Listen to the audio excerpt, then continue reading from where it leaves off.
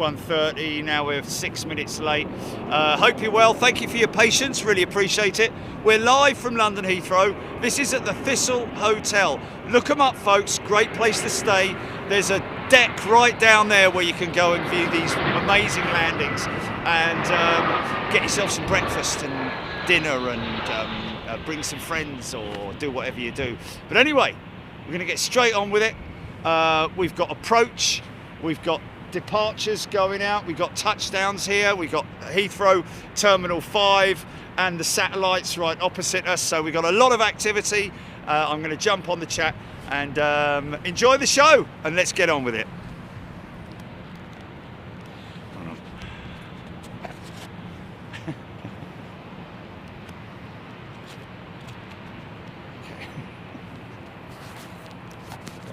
There we go. Let me just do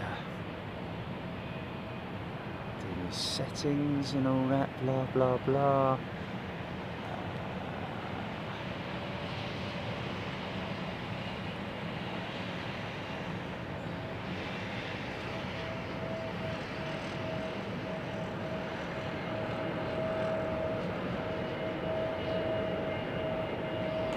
Okay, there we go. First one out the box.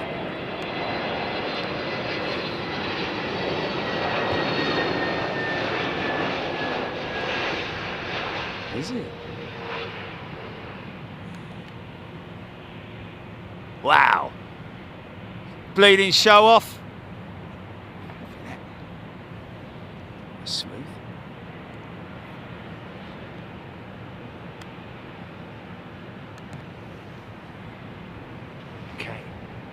G'day everybody, hope you're well. Tracy Adke, Paul Skilling, Ellis Chernoff, Tracy L, Peter Graham, Liverpool are champions, apparently so.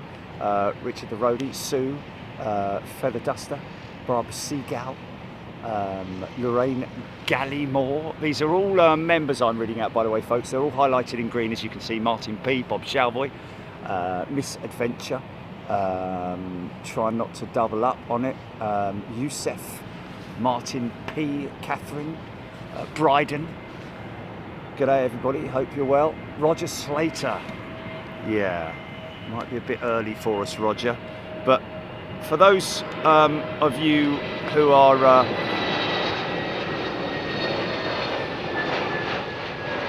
who have maybe been following the various feeds regarding Azerbaijan, A346 and 777 government planes, not passenger jets, but government planes.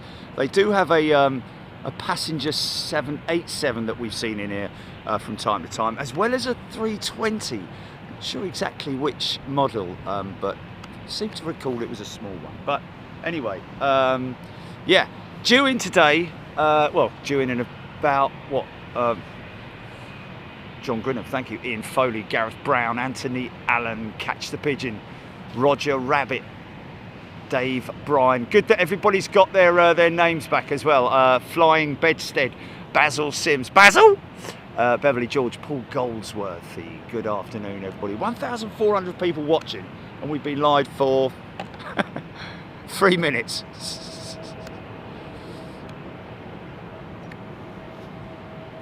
Samantha, when my membership runs out, I'm going to join again, but don't know what one to go for. Well, Samantha, yeah, have a look at the what you get for your bang for your buck, so to speak. Yeah, I'd go first class or upper class or super, whatever you want to do. But if you don't want to miss anything, if you want to join us overseas on our international trips, looking like it'll be Atlanta in October, then yeah, $4.99 a month. What's going on there? Cleaners, isn't they? Brett Myscoff, Chris Holmes, Claire Hook.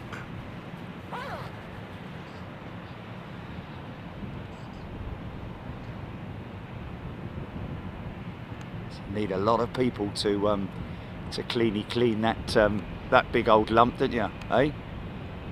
Getting catered up. So this is Terminal 5, the main terminal building that we're seeing opposite us here. There's my gate 501. Nice little 220, here we go. Emma Duffy, welcome back Emma. Returning member. Wow, it's quite chilly up here, mate, when that sun's in.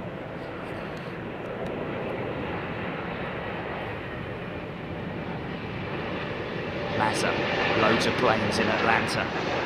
Loads of 757s as well. Oh.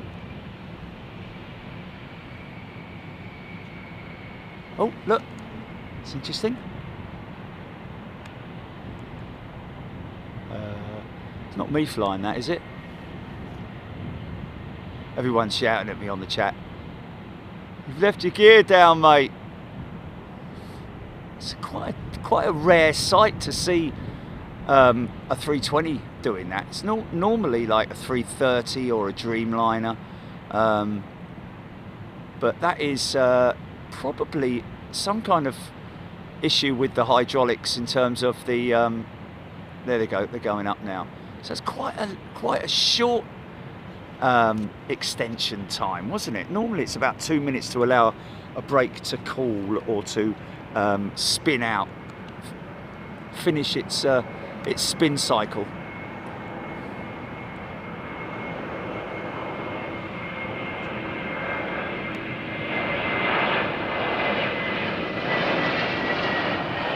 Nice.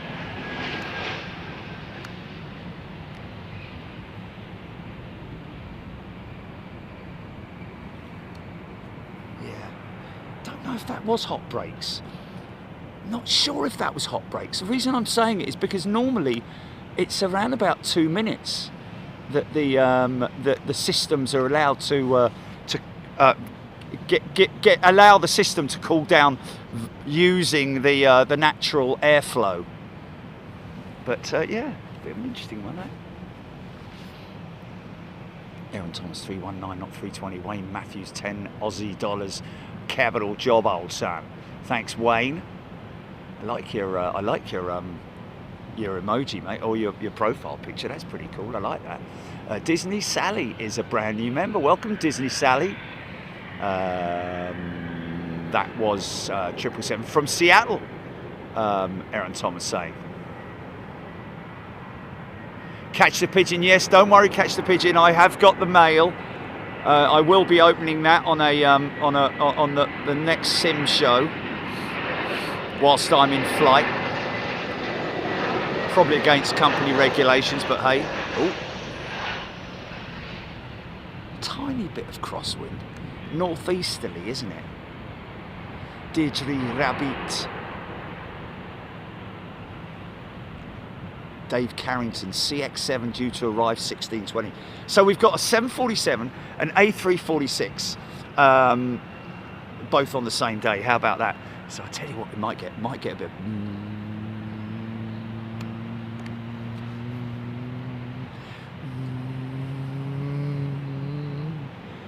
And all that.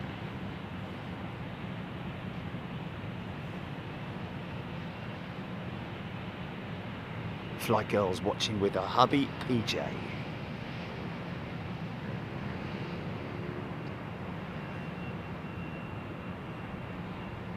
Lana, good afternoon. Stephen Billings, Air Godzilla. Dave Carrington, thank you, Dave. John Gibson, tried to gift a membership. I'm currently in Berlin, Germany. It said I have to be in the USA since that's where I'm based. Oh, well, there we go, it's fine. John, save it for another day, mate. Thank you very much. Kind thoughts.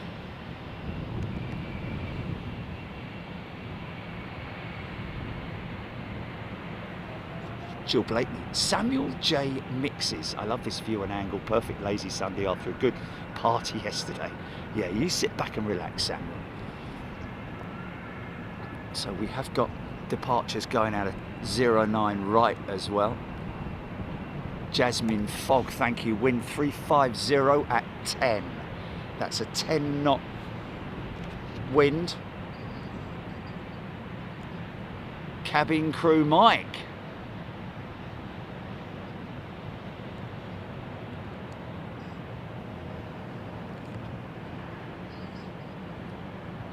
in from Seattle.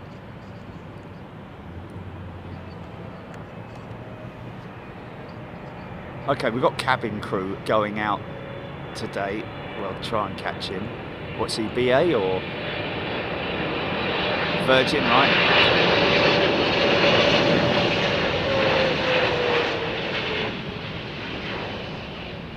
Nailed it. Wow. Lana, £10 super sticker. Thank you, Lana. #1 fan. Fiona Lofthouse has gifted a channel membership. Thank you, Fiona.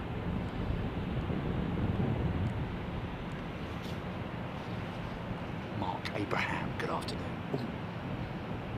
Didn't get any startup. The reason I'd imagine the reason why we didn't get that startup was because the wind is carrying the sound across the runway. Oh, hello. Has he just come in? Is that me? Oh, I'm a little bit confused.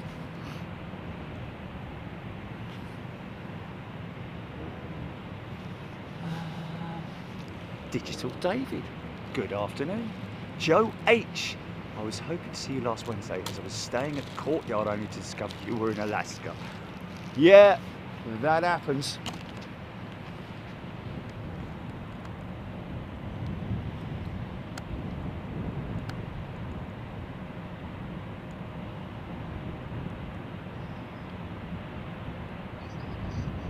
Is that a Lufty 350?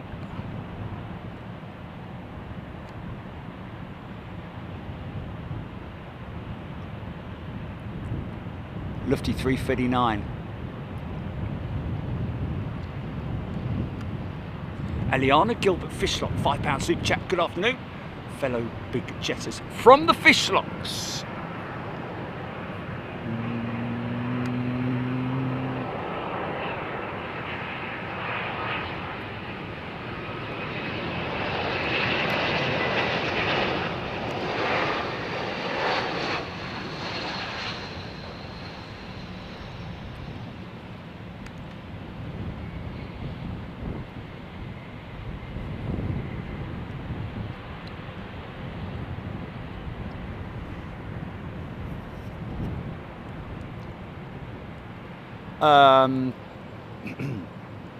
Brian Stewart, we believe that the cyber attack with the I mean, all these, let's all give a big load of props to all the check-in staff, shall we? They've had to literally resort to pencil and paper manual check-in.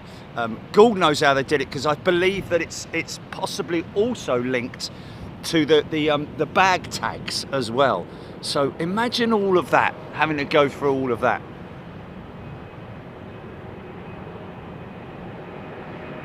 Thank you, Nick Hulse. American.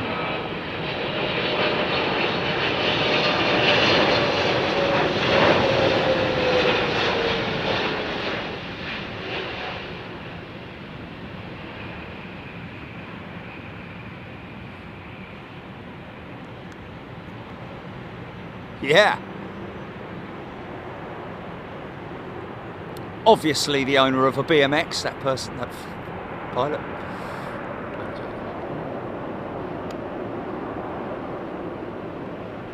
Absolutely. Come on, son. Let's hear it, let's hear it.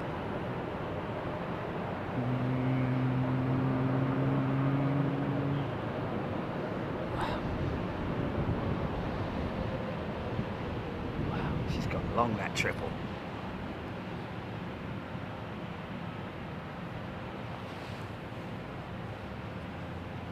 Professor doing a wheelie. Drew Stanaway. Kathy Collis.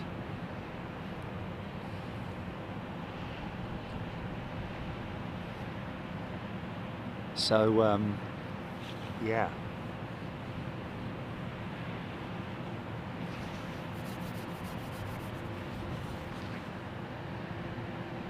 Ian Morrison, loving the head-on shots. Let's cancel that.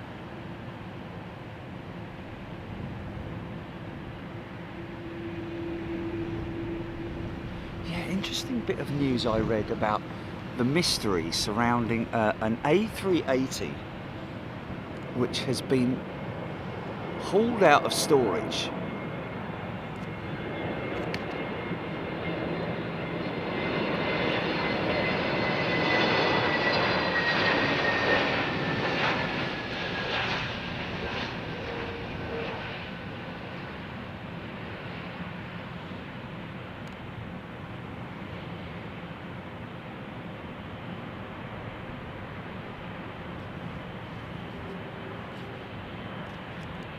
Headline reads, mystery surrounds identity of potential new A380 operator amid links to UK business. And before anybody says anything, it's nothing to do with global. It says a new Airbus A380 operator could be on the horizon after refurbishment of a previously parked example with links to a UK travel veteran. And that all started at Dresden.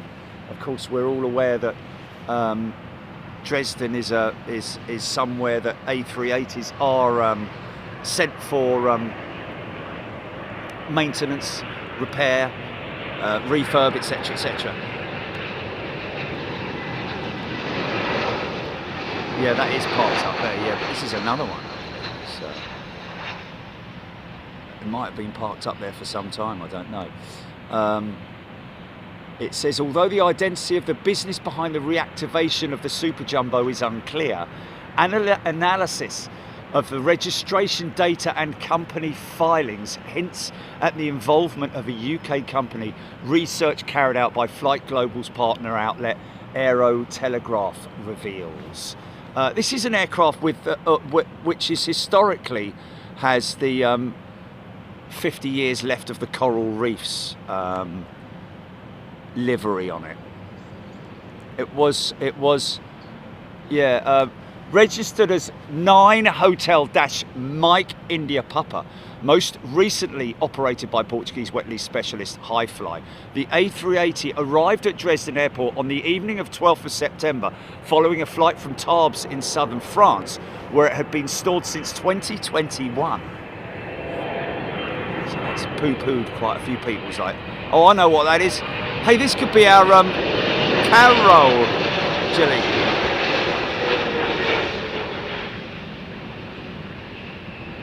Qatar 777. What's his name? Carol. Or Carol or Carol. Or was it Sharon? Sharon.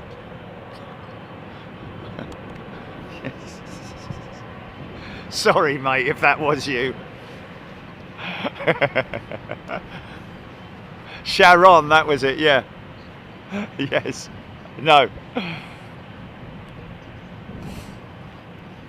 Originally delivered to Singapore, this is where it continues. Originally delivered to Singapore Airlines, MSN 006. Wow, that's the 6th delivery of the Airbus A380. Is one of the programme's earliest examples. It had attracted the interest of UK startup Global Airlines, with the fledgling carrier even placing a deposit with lessor Doric, the jet's then owner. However, the deal was not completed and Global Airlines subsequently moved on to other targets, taking ownership of MSN 120 for its operation. Doric too has no further interest in the Super Jumbo, telling Aero Telegraph that it sold the aircraft in December 2024. EFW confirms that it has been commissioned to refurbish the 380 at its Dresden headquarters. EFW, of course, the big they're also involved with converting cargo jet passenger jets into cargo, into freighters, etc. So the mystery deepens of the A380 in Dresden.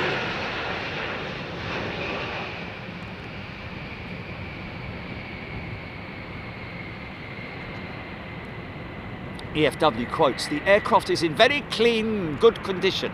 We look forward to completing the final maintenance work before this fascinating aircraft is put back into service." Now, remember last time we had a big a big problem with logistics, and there were aircraft parked up like that,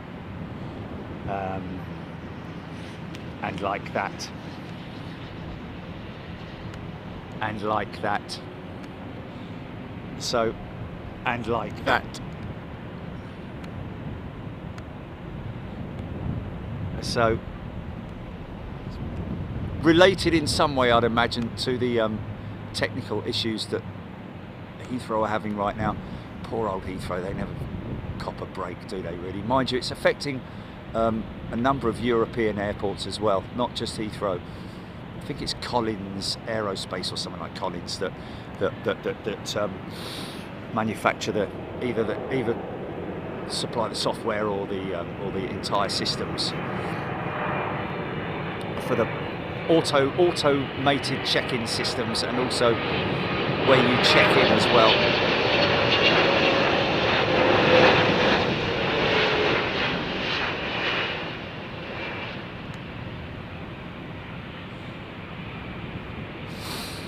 So may have my first school sort of like visit coming up. I don't know. We have to contact the college, but somebody's reached out to us. But we have to obviously reach out to the college themselves to check the legitimacy of it, and also whether or not it's on, if you know what I mean. If it is, it'd be great. I'd love to stand in front of it. What were they? 11 to.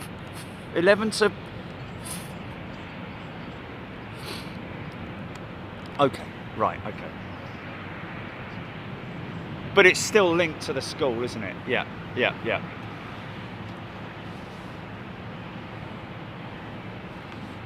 So it goes on, that whole business with the A380, to list details about the companies involved, the people involved in the companies, Lady Anthea, Charlotte Thornton Allen and Perry Tubb holding smaller stakes, the documents show, etc, etc.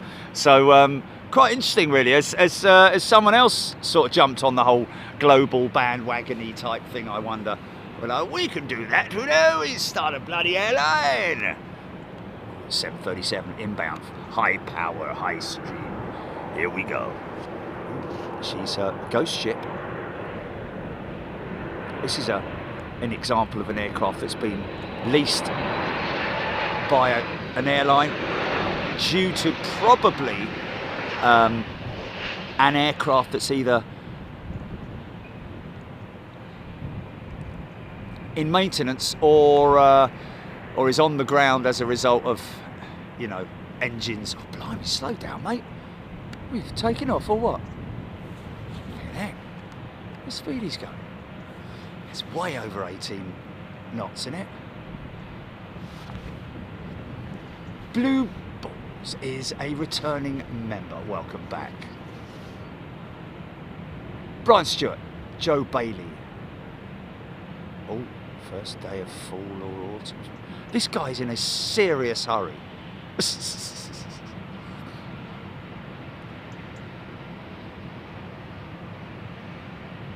That's Ascend Airways 737 Max, Eric Thomas, thank you. Jules Harris, my 747 blueprint t-shirt arrived on Friday. Only took a week, it's brilliant. Fantastic. I think that's probably the one I'm going to have to get in the 740s, yeah. That's brilliant. Thanks, Jules, thanks for the feedback. You can also track your shipment as well once you've placed your order on the store, which is great. And you know, I'm still easy, mate, easy. I'm still happy with the fact that you know, we switched to Shopify, because it's probably one of the best moves we've ever done in terms of the merchandising store, because it just is overall. There's no area within Shopify, and you can see from their current ad campaigns as well. Very polished. It's a great organisation, and obviously they've got the right people running it. Rebecca Weaver has gifted a channel membership. Thank you. Dave Hogan, get the radar gun out. Hogan, sorry, I'm thinking that's Hogan. G'day, Skippy.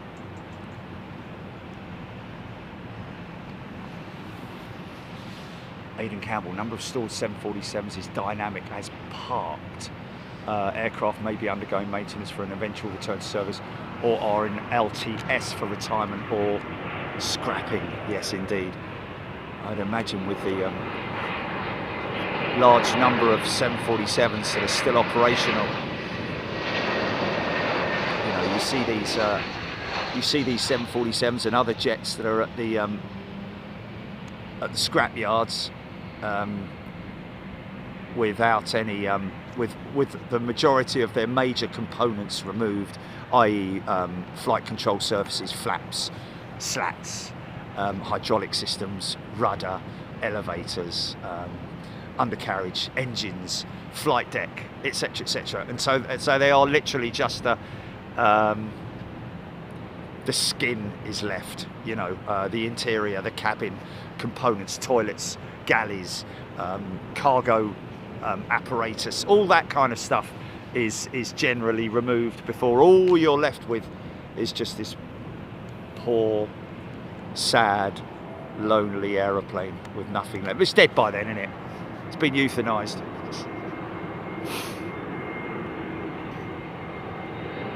Kathy T's gifted 5 channel memberships. Thank you, Kathy. It's got a poorly engine, look.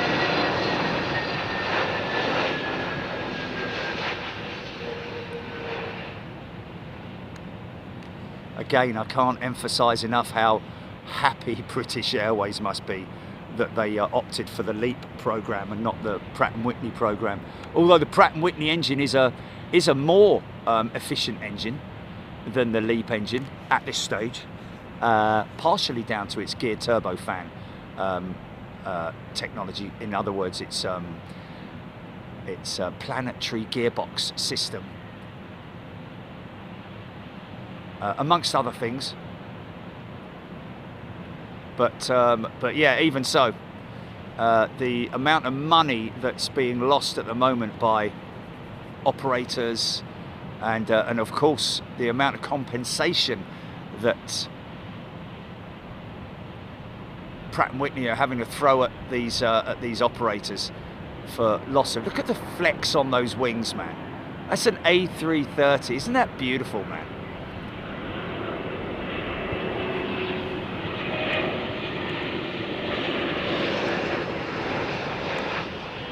This is a Pratt & Whitney powered jet. Flown on one of those, them, with KLM, of course. And Helvetic, wasn't it? I think it was Helvetic I flew with as well. Yeah, there are most definitely, you see, we are definitely experiencing some gate delays here.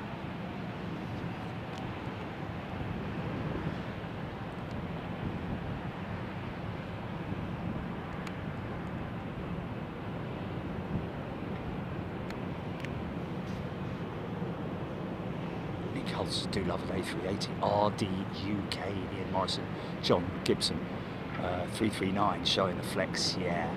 Although the 330 CEO is just as flexy as that, believe it or not. Although the 339 does have a longer wing, doesn't it? I think the wingtips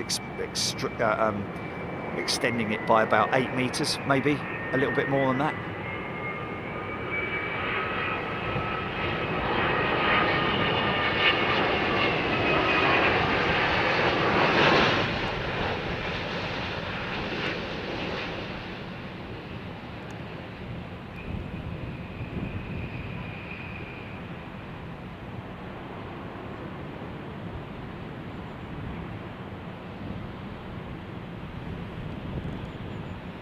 Another one coming to join the queue, although I think, oh no, that's one that's just landed, isn't it?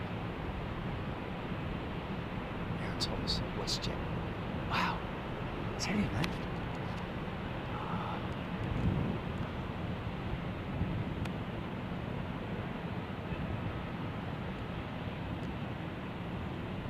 Get your bearings, son, get your bearings.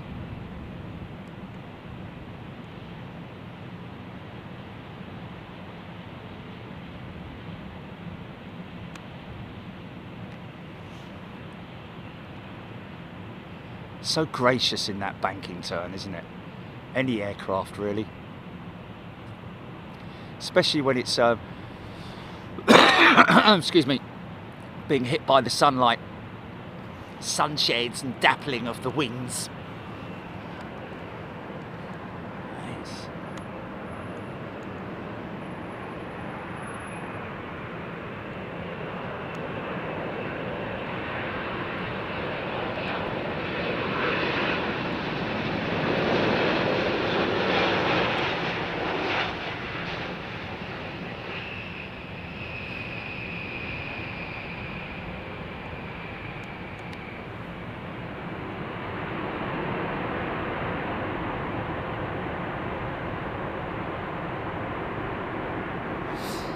Fires in space. Good question, fires in space. I hear the whistling coming from the Dreamliner engines. Yeah, I think I know what you're talking about. On approach, when they come over the top of you, you hear that whistle sound. I think that might be related to the engine cowls. Pastry cutters, as they are sometimes referred to as. Or scalloped cowls, might be something related to that. But of course, the other thing one needs to appreciate is that a lot of the whistling that you hear is actually from the undercarriage. And of course, bear in mind that the Dreamliner undercarriage has a lot less paraphernalia linked around it, i.e. hydraulic lines. So here it comes now.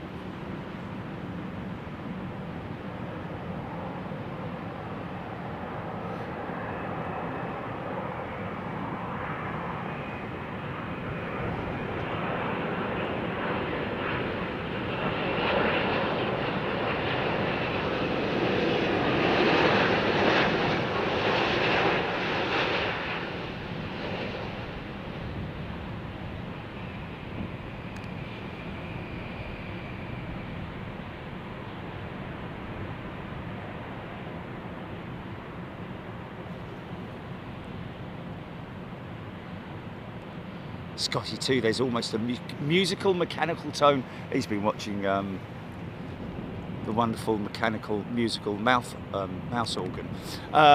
Yes, musical mechanical tone to the 787 with tiny changes in engine noise, I presume, by the auto throttle.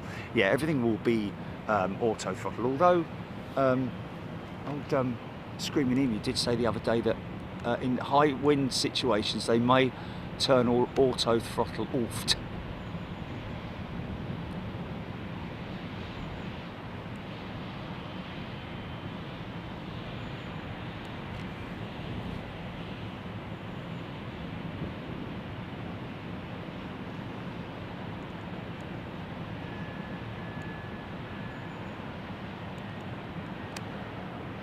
Love Marmite has gifted the channel membership. Thank you, Love Marmite. This is Qatar's A350, probably their 9, I would imagine. Really tell it until it's side on. Big wide gate on the undercarriage.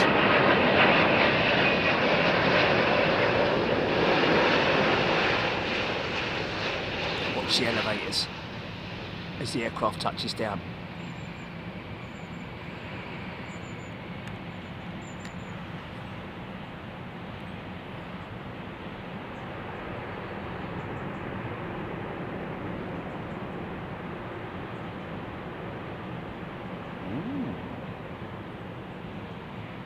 Gianni, I think it's Gianni Cunningham. Here's the whistle from the Beluga. Our dog recognises it too and gets very excited because she loves the Beluga. Starting up and landing at Broughton, actually one of my favourite sounds. I think a lot of people would say that one of their favourite sounds is the start-up of an engine. I mean, believe it or not, those IAE engines over there on that jet, he's been sitting there for a while, hasn't he? This guy's just pushed back from 501. Awaiting clear confirmation of clean engine start. The keys are on there. GSX Pro.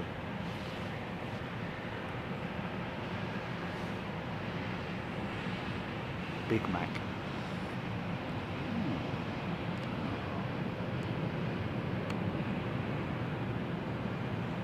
Aaron Thomas, Azerbaijan 777 over the UK now. Well, isn't it behind? Or is it in front of the 346, Julie? I can't remember. Okay, so it's in UK airspace now.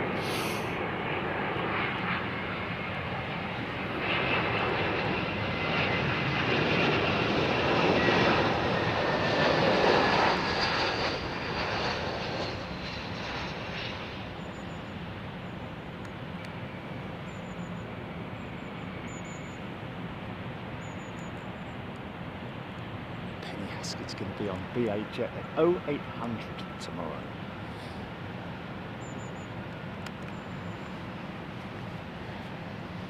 BCN 907CL, smell of Jet A exhaust in the air.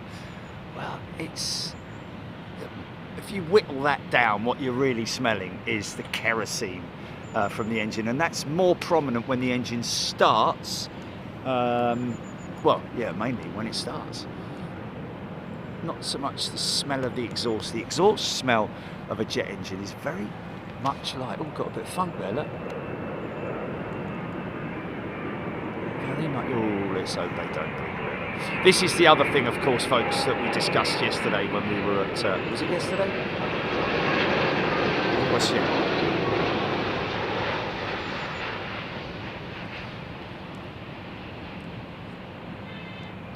There is a high risk that the Azerbaijan government jets will be prioritised on the southern runway. We'll still get to see them, don't get me wrong, we'll still get to see them. Alison Dre, BA380 from LAX, 23 minutes out. Thank you, Alison. Penny Haskins, what size plane, Jerry? Okay, Chris K, the Azerbaijan for 777 is about an hour ahead of the 346. Thank you.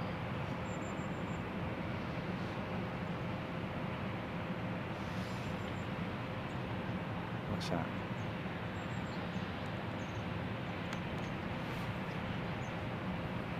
A little bit of a tailwind there, you know, man.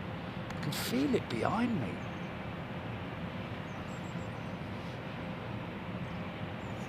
Paul Skilling, Azerbaijan 346, east of Nuremberg. Did I have a what?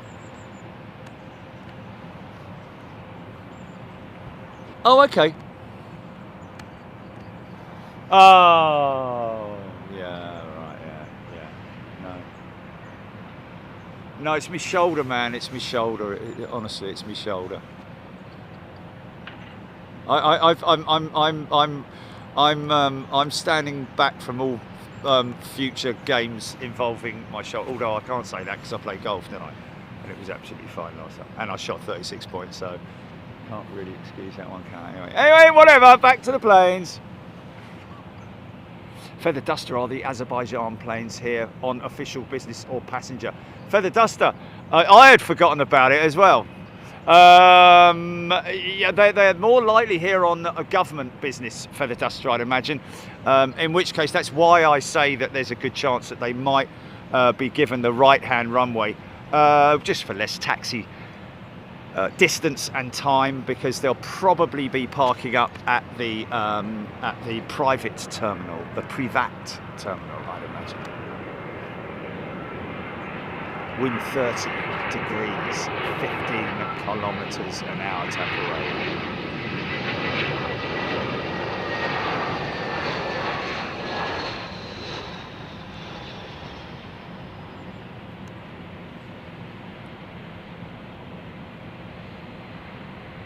Aaron Thomas, I saw on flight radar, Singapore 308 is that, overtake Azerbaijan 346 at 40,000 feet.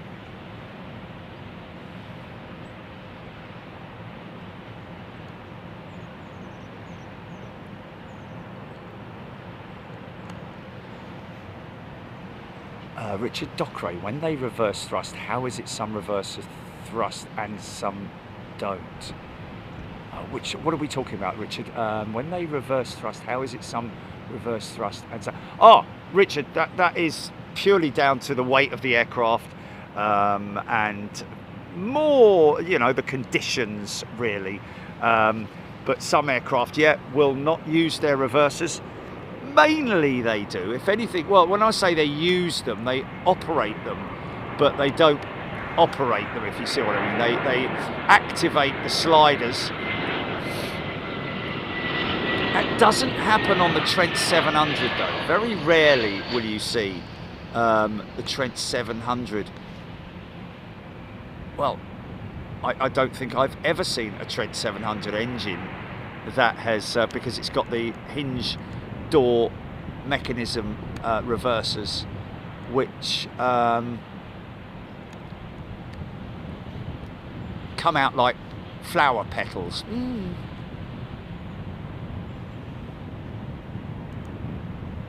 wonder if that fella put my stickers on his van, or he just threw them in the trash. They were pretty cool though, because I think the funky one may have he might have. Yeah, I think so.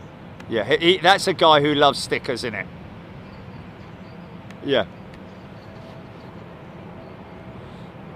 Yeah.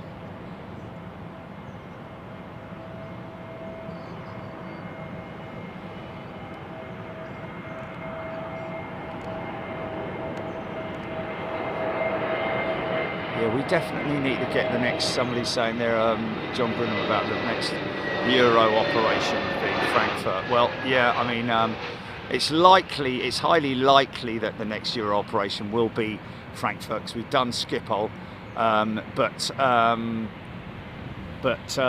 we kind of need them on the same operations as they were when we flew through there last week. This time last week, wasn't it?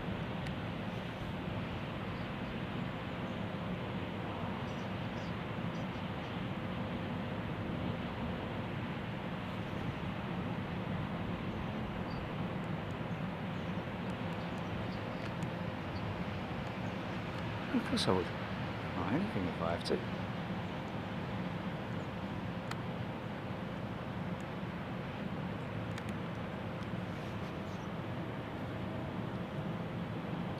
So I'd imagine that with the delays will cause a bit of a backlog in terms of arrivals and probably departures as well.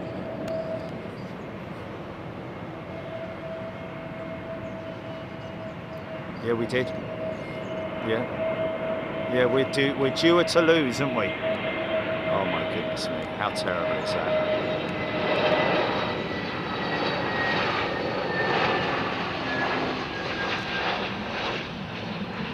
Oh.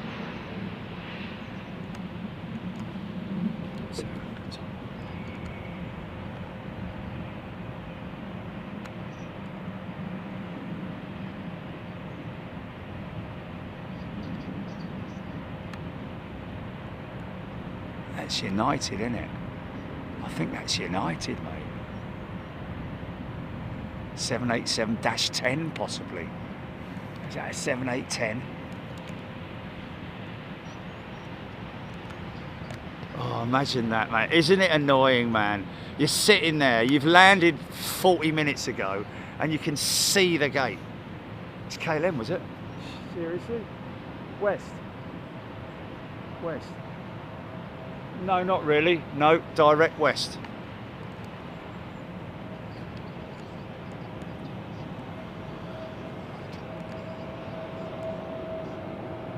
No, man, that's like...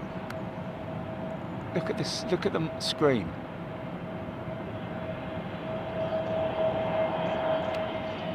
United. There we go, I was right. Oh, easy, mate. Watch that flare now.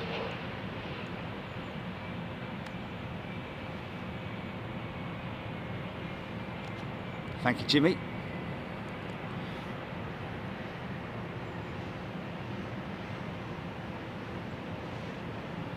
Yeah, we might be a bit busy tomorrow at 3 o'clock. Thanks, Sergeant.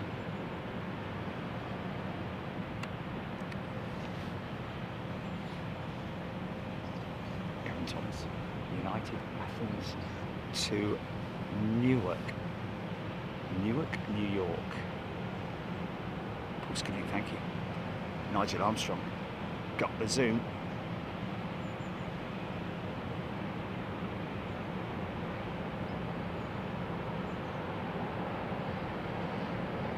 Wow, there's a lot of aircraft sitting around, man.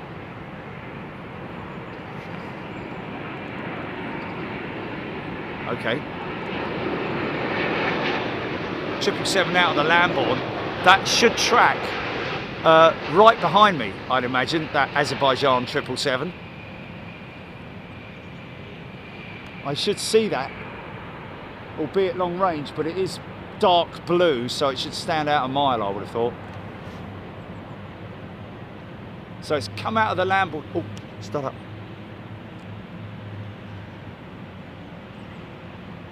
The dulcet tones of the Trent 1000 start up. Oh no, it's not. Dulcet tones of a Trent 900.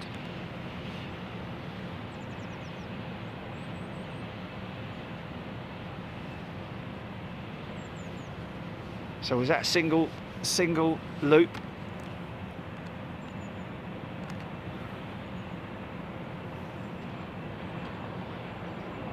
Light It and Run is a new member. Welcome, Light It and Run.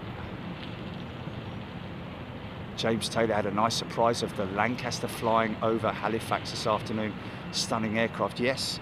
Well, I would say, James Taylor, mark that down in your memory banks, mate, because it's going to be about another year before we're going to see the Lancaster flying again. After the season, after the flying season this year, she's going to be stripped down, going through what we would classify as a D check in commercial aviation. Mark Gillen has gifted a channel membership. Thanks. And Alan Q, £1 super chat. Thanks, Alan.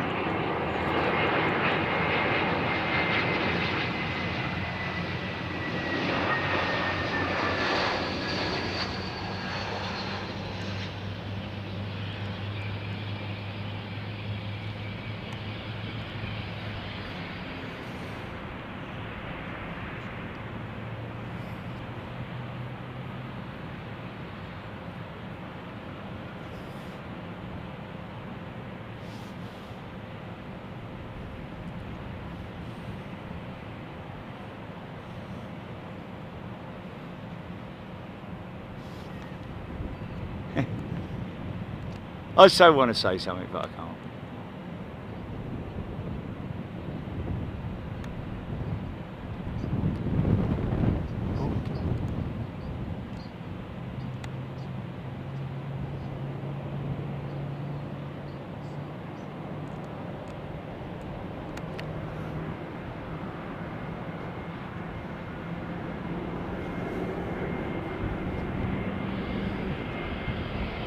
She's saying behind me in 1 minute. There she is.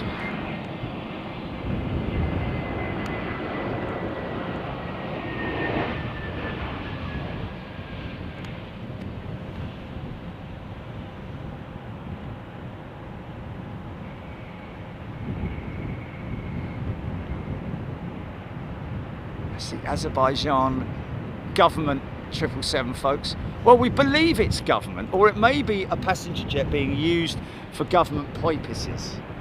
And the fact that she's coming in from that side, folks, that means that she's more than likely going to be coming in on the northern runway, which is good news for us, and it's good news for him. Still, they wait. Oh dear.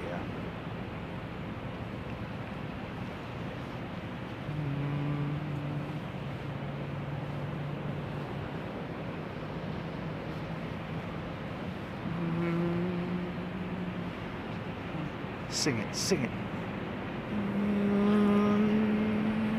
La, la, la, la, la, la.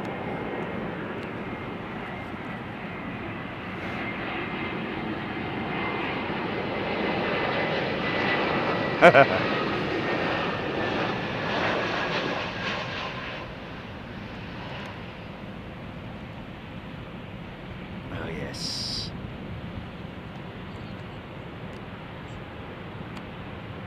It is government. Okay. Okay. Okay. Named Baku. Oh, she's only 6 years old. Is it a 3? Or a 2? It's a 3, isn't it? It's a 200. Oh, I was going to say, right? Pardon me. Onkar Singh has gifted £10 super chat. Thank you, Onkar. Very kind of you.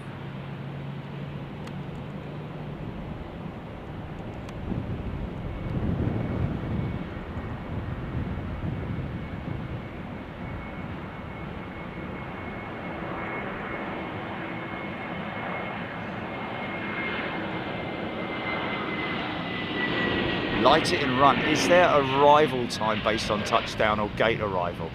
Good question. That light it and run. It is generally at the stop point at the gate normally.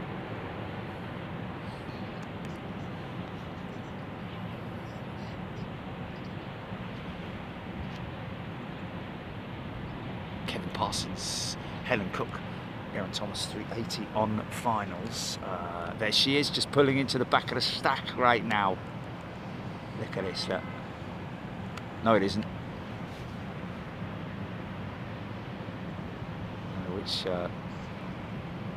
So that is now on its final approach phase. Flaps will be one probably already. I don't know what the Boeing procedures are. Oh, I know. What's she doing there? Is she having a little play up there? Oh no, that's something else that's turned early. An American, no, BA 350. Sorry. That's interesting. So that's come out straight out of the Bovingdon hold, is it?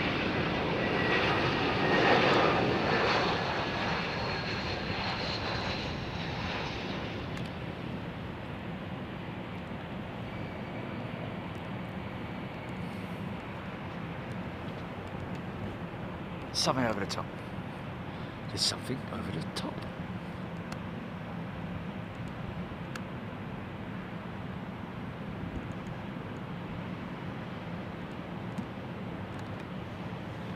Now, are we going to see the 380? Oh, here she comes, man. Look at that.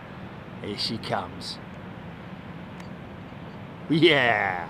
Nice turn, man. Liking that. Is this BA?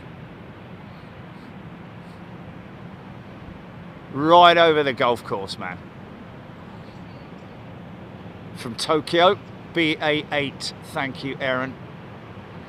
Zippy Zappy, American 350. Can you imagine? Oh, yes. Oh, okay. Okay, BA8, he says, from Tokyo. So, all right, okay, I'll leave that to... Oh, that was BA8 from Tokyo, the 350. Sorry. Yes, I've got you. Yeah.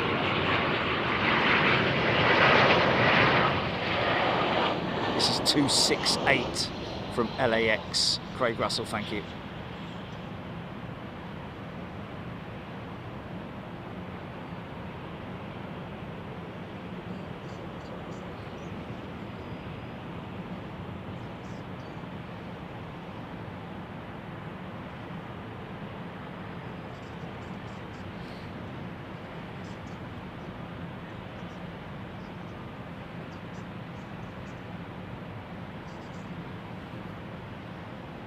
The old flaps going on that 380 now.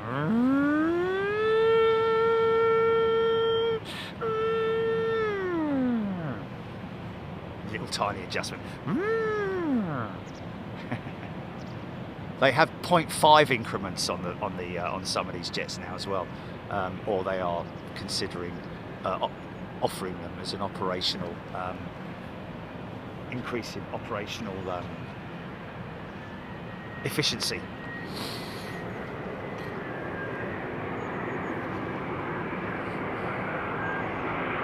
Brett Marskoff.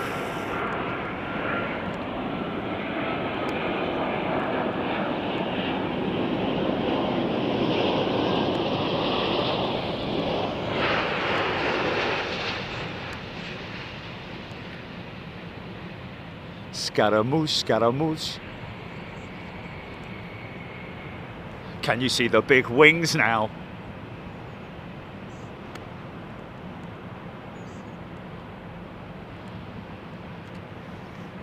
Okay, so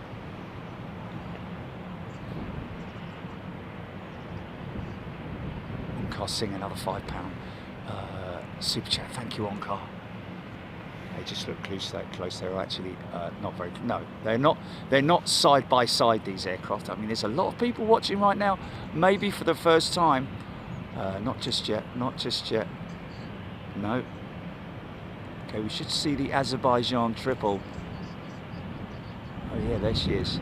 Wow, she's got a long run in, man. She's already lined up on finals. So that's fully established. That is, she's a good 10 miles out, maybe more. But there you go.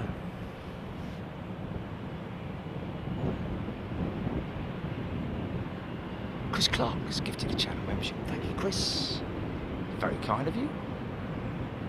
We've got gear down on that big old lump yet. There they come. Yeah, they're down.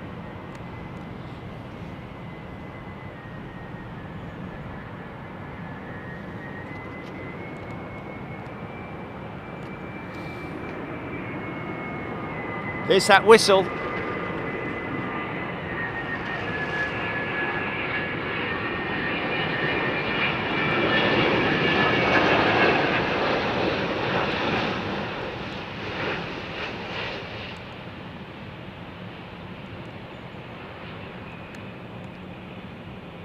And then you can see the scalloped engine cowls as well.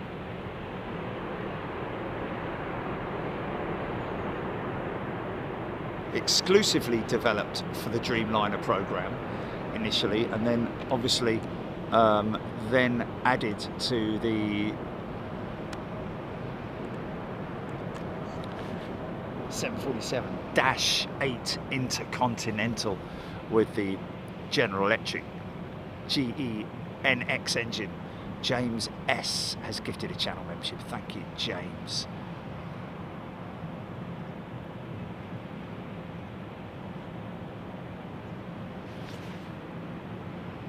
CDB 8939, small but far away.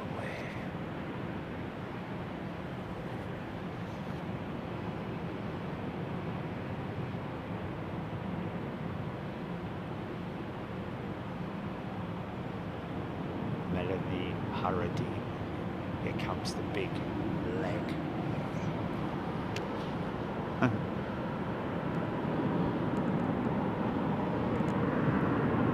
Autopilot is off now.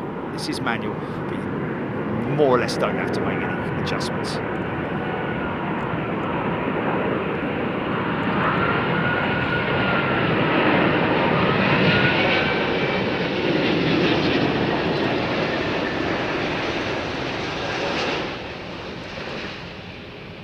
Yeah.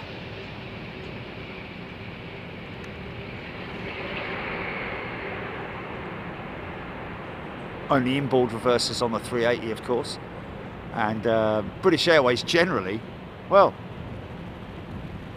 in the UK, that is, don't use their reversers, but when we see them out in like New York and places like that, they do. Here she comes. Okay, very special aircraft, this, ladies and gentlemen. If you've just joined us, I mean, we've got 5,000 people watching right now. Lots of people will be tracking this aircraft on radar. This is a government jet, Boeing 777-200. She's only 6 years old, used by the Azerbaijan government.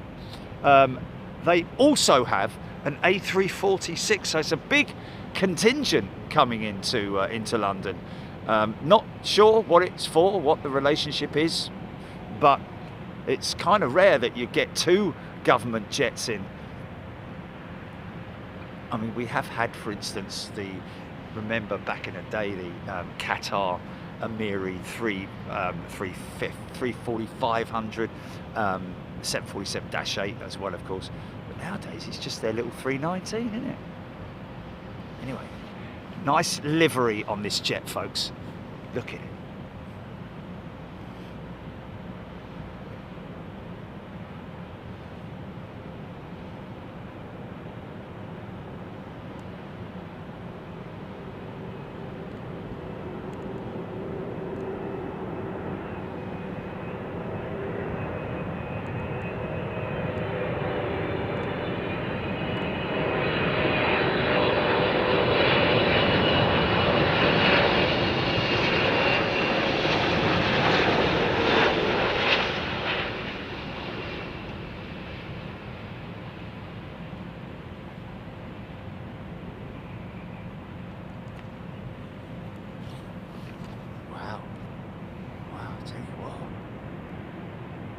Definitely think there's VIPs on that jet. That pilot wants to keep their job, didn't they? Flipping heck.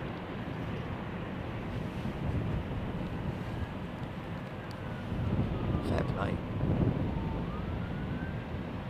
Okay, keep an eye on that. Should probably taxi on the northern taxiway, I would imagine. #1 tracked worldwide as well. Goldilocks, lovely livery. Professor, it was butter.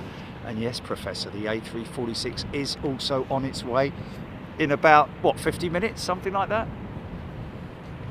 Look, TAP Retro, liking that. Always love that jet. That's a great livery, that is.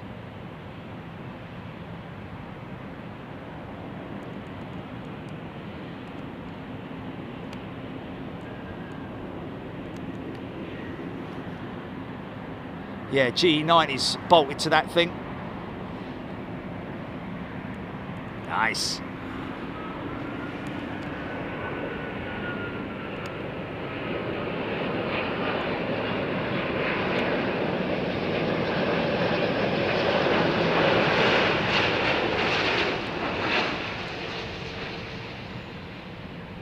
Wow. Mate, put that down in your logbook. Just right in capitals, nailed it. That was crazy smooth, man. The old festival of creativity, look. The old gal. Whenever I look at that jet, I think of the terrible COVID time that we had, because she was heavily operational aircraft during those times.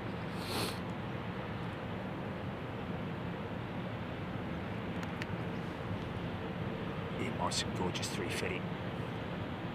LFC Ian looks nicer in the sunshine. Does look good, doesn't she? Aaron Thomas, LATAM next. Got it, mate. Don't worry, we got it. I see her.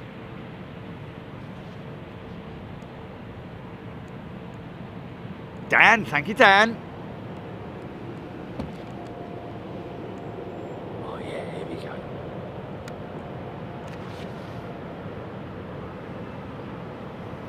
More or less a direct crosswalk now, I think you'll find.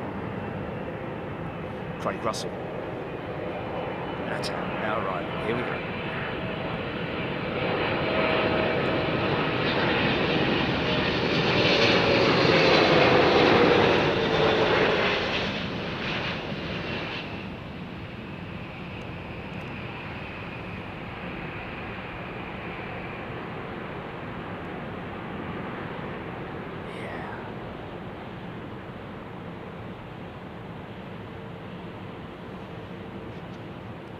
Festival of Creativity to BLI. Is that Belarus? That come from Paul Skilling. Thank you. John Grin. Melanie Harady, BEA due in 20 minutes with her little white nose. Oh.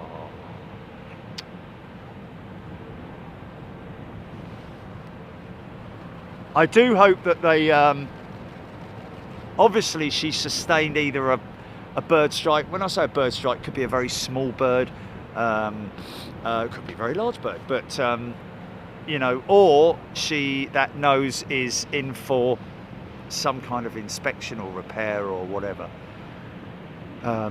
Because let's face it, it is just a cover, and although we have seen in the past, do you remember when KLM had those orange noses or whatever? Was it?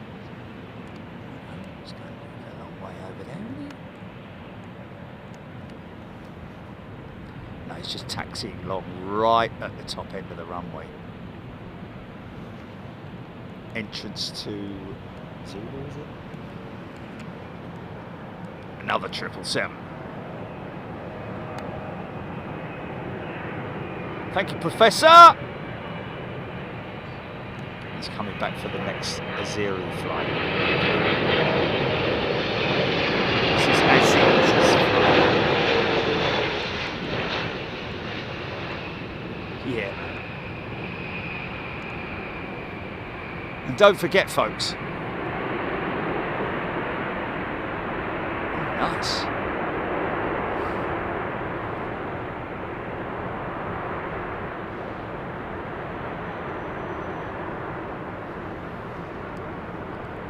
Don't forget where we are, folks, at Thistle Hotel. And, out of my sight at the moment, just down there, is a deck. Oh, look at that! Wow, interesting vortex, vapor trail coming off that one. Quite well splayed, isn't it? Wow, what's that then? Probably going to be nothing special, but it's quite widely splayed, that vortices coming off that jet. What is that? Is it a triple or directly west? Someone's going to shout me.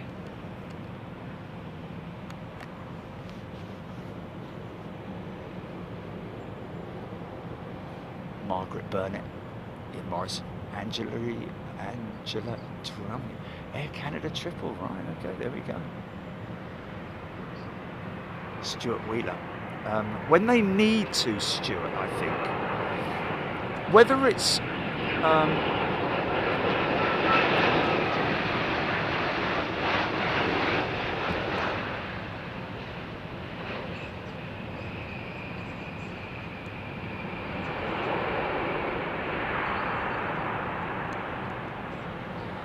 yeah, I think it's there is a frequency to it in terms of clearing the rubber from the touchdown zone. They call it the burns, basically. Obviously, it's the aiming point, which is those big markers there, is the most heavily rubbered up, if you see what I mean. And obviously, the further down you go, the less rubbered up it is. But obviously, you know, rubber on a wet surface isn't a good binding agent, shall we call it, you know, in terms of grip. If you've got a lot of rubber on the runway, don't forget that, you know, in those kind of conditions, the reversers will be more preferred than the wheel brakes, but they're very, I mean, they're all anti-lock, all that kind of stuff.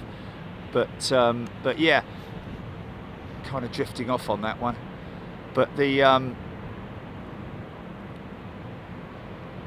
maintenance of the runway is something that's obviously looked at with regular frequency, I would have thought.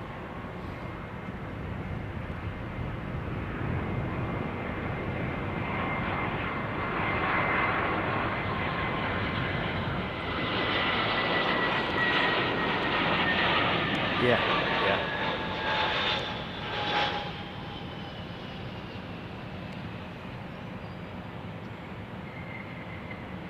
Chirping Bird. No, you haven't missed the 747 Chirping Bird. Missed the Azerbaijan 777, but you can wind that back. Have a look at it if you like.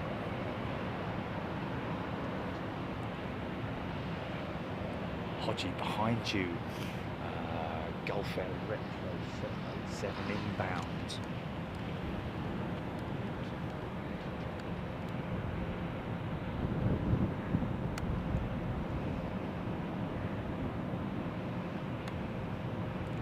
No, that's Etihad.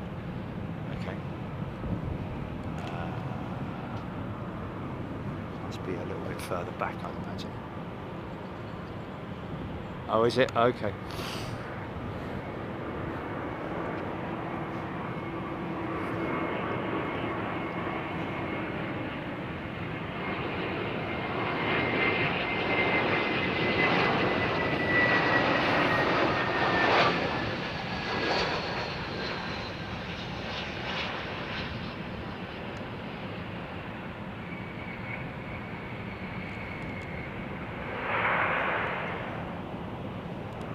Cloud's like a big beluga whale, Jilly, look. It's a big beluga. It's a beluga cloud. Cunningly disguised.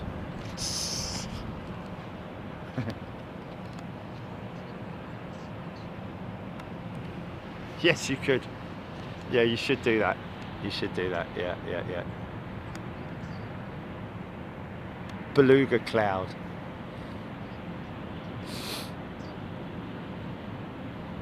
There's another one, Chili. Look, it's a trout or a large fish with its mouth open. Look, look, look.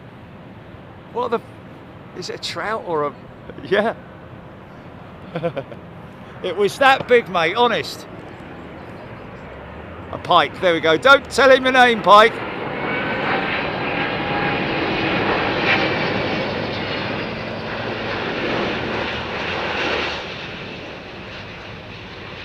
Wow, they really are showing off today. Look at that.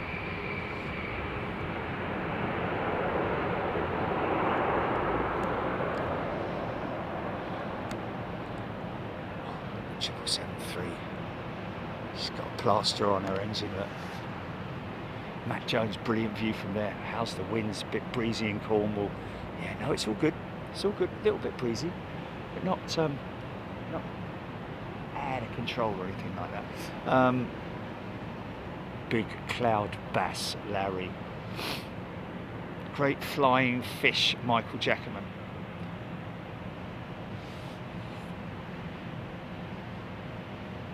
We're going to get started.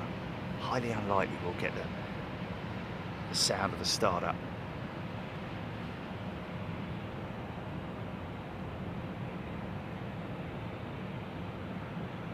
Carol H.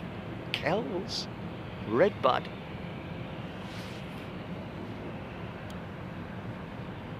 Motocross.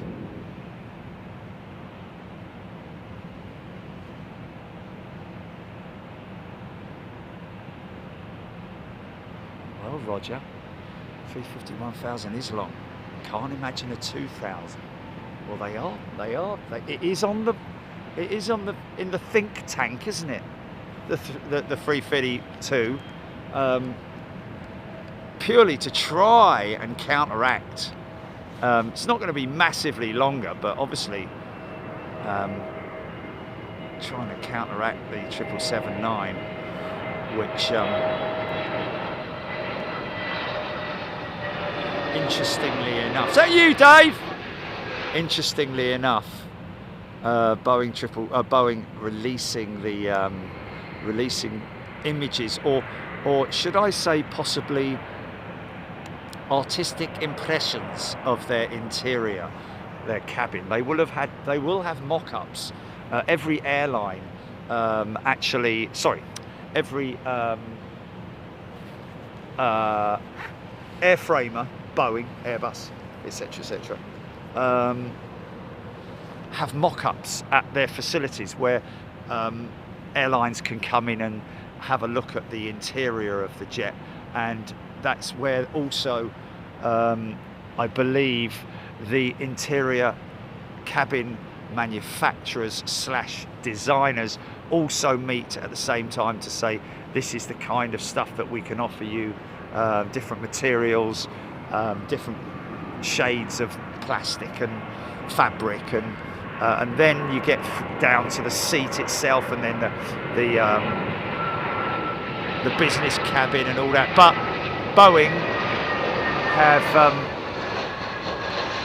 have released images of the or artistic impressions of the interior of the 777-9, which looks pretty funky. I've got to be honest with you. The main one that they released was the business, well, no one does first class anymore, but business cabin section, which doesn't have a central.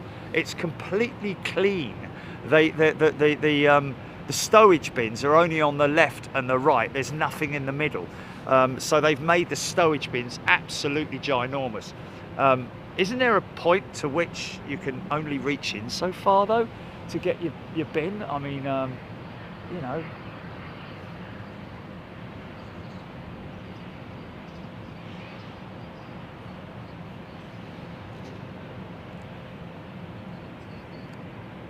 Ha ha ha! No way! Wow, where's that? Was that? Is that on a comment? Okay, Fly fisherman. Right, let me have a hunt. Oh, there he is, look. Yeah, I got him. I thought he was going to say something about that cloud. I caught a fish that big before once. Honest.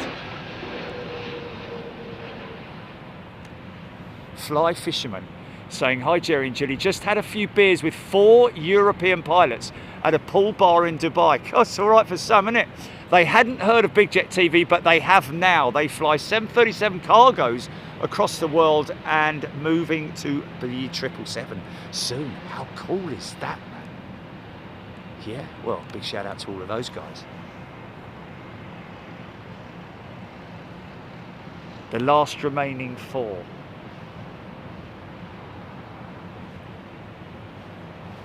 Kevin Jones planning my first ever flight on my own with Ryanair for probably next month. I have only ever flown with my school on school trips or with my family, but I have never flown on my own before. Wow, that's brilliant, Kevin. Well, I'll tell you what, Ryanair, I've never had a bad experience with them, flown with them a few times. And yeah, just, I mean, you know, expect to be charged for everything. And well, you know, baggage and all that. Make sure you follow the regulations. Really important that you do that if you're flying with the low-cost airlines, because they'll charge you for any breach of the regulations, as in weight and size of your equipment. Oh, missus! This looks like the Royal Jordanian.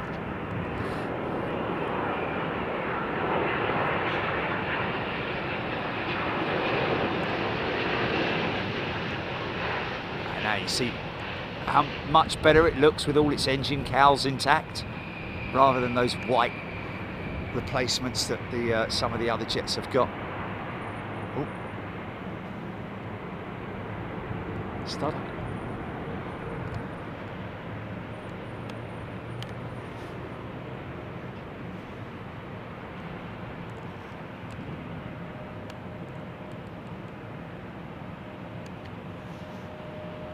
Now, the APU will be disengaged soon, I would imagine, folks. That aircraft obviously has used. See the little flap on the tail. See the tail, okay? The vertical stabilizer. See the little flap on the right. Now that's the inlet, the air inlet for the auxiliary power unit, which is a little jet engine that's in the back of the aeroplane. Now that is used generally to power the aircraft, you know, in terms of its electrical systems, but also, there it is, it's closing now. I think it's closing now. APU has been disconnected. There we go, bang. How about that? So it's no longer needed. The only time that will be fired up again is when they reach their destination and are taxiing in, or oh, startup. That's a 350 startup, isn't it? Or is it? No, it isn't. It's that Dreamliner.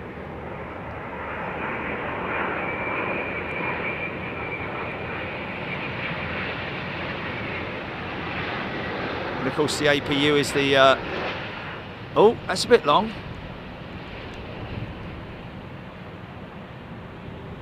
The auxiliary power unit is also used to start the engines on the aircraft, unless of course the APU is out of action, which does happen. Gun tech.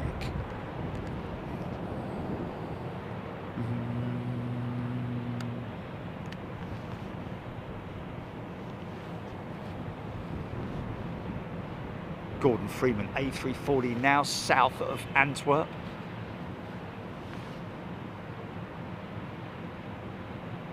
Kevin Jones, good afternoon. Carol, 807, 777 need APU in flight. Does the flap get in the airstrip? Carol, it's not used during flight, the auxiliary power unit. Although it can be fired up in flight, I believe. Actually, that's a discussion that we've had before, isn't it?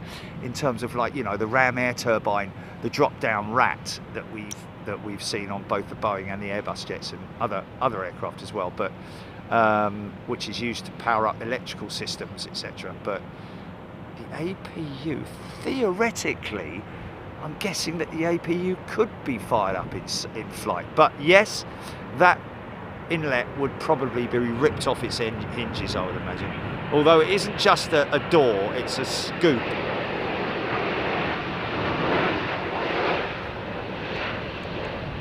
Is there a maximum amount of air that can be passed into it? Because it sucks the air in rather than draws the air in from the airflow.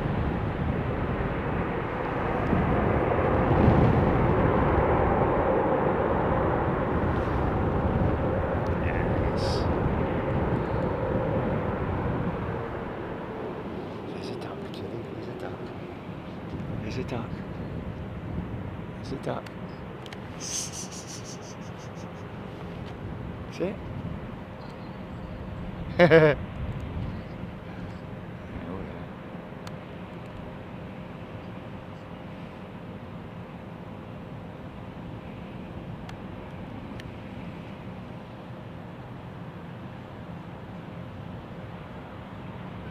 what's that?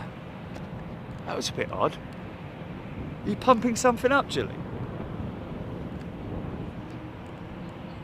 Yeah.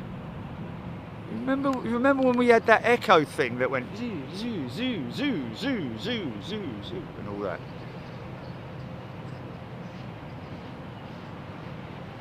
Scotty Orange tuning in from Virginia. Late to the party, but glad I'm here. Good day to you, Scotty.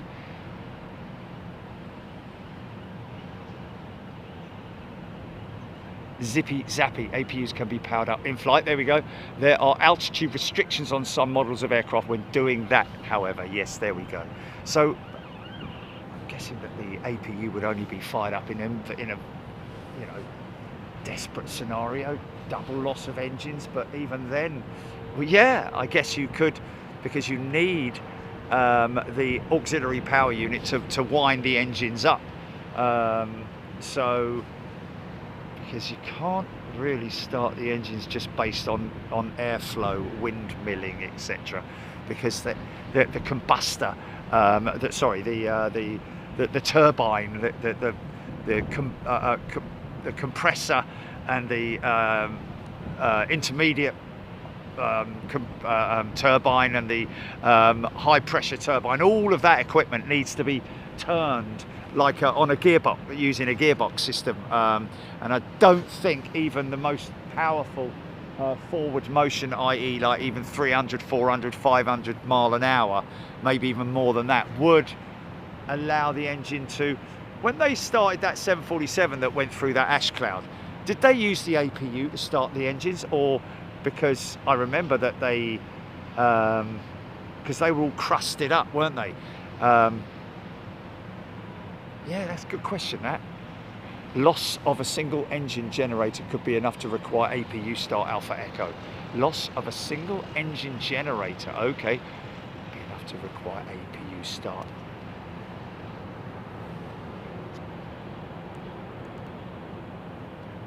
Oh, Hodgie, 3 retro inbounds in 5 minutes. Gulf Air, BA319 and Saudi Arabian 777, there we go. Yeah, but our poor little retro. Our poor little retro is I've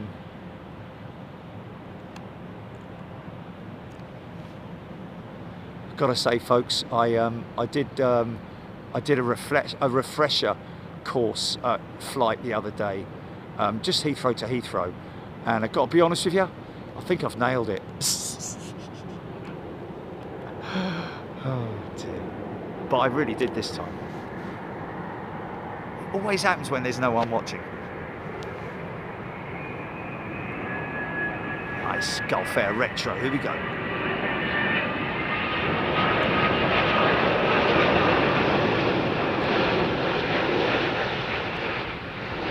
Actually, that might be, no, actually, that's going to be the 346, it's going to be the thumbnail, isn't it? Emirates 385 minutes out, Alison Day, thank you. Blair, look up there for APU info from me. Okay, APU info from Blair coming in.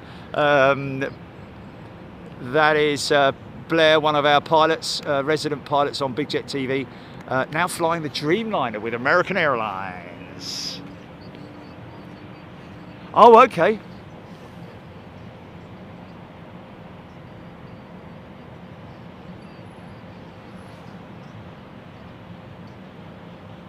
Okay, Nancy saying in-flight APU's ability to provide bleed air for functions like engine starting and air conditioning is limited to low hour altitudes, typically 20 to 22,000 feet. Wow, so they'll have to wait. If you've got an engine failure, you'd have to wait until you're below 22,000 feet, which isn't a lot of altitude, is it, in terms of friendliness? More stuff from, there's Cucumber, BBLLB. I'm looking for that. Here we go. The APU is running flight more than you might think. There are limitations on some APUs for max altitude when you can use air or electric. Ran the APU the entire flight for two weeks ago to Haneda due to minimum equipment. Oh, look.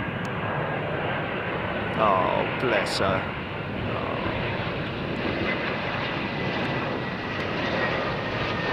Oh, look. It's like your dog coming home with one of them hoods on, isn't it?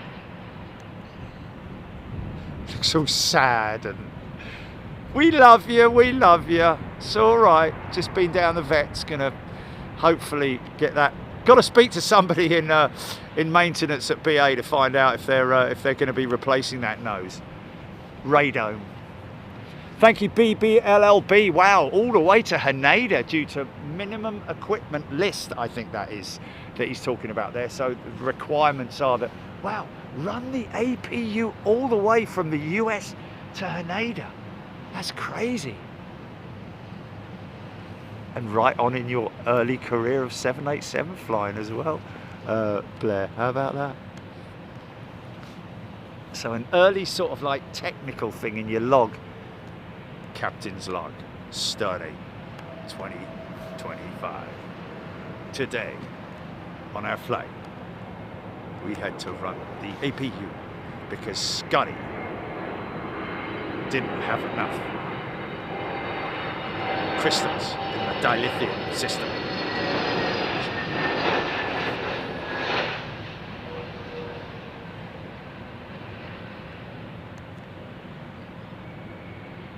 Oh, just missed a little bit of fun. What's up?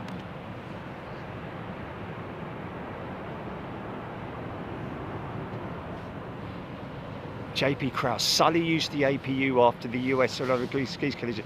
The airplane regained hydraulic power because of that. Slats and flaps became available. Wow! JP Krause, there we go, yes. He had no altitude to play with, did he? Sully, man.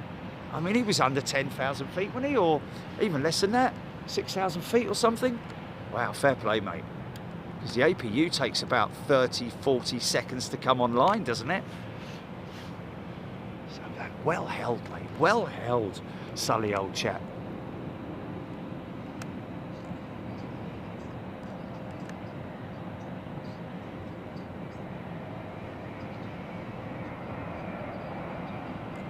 Blancmange, yeah, yeah.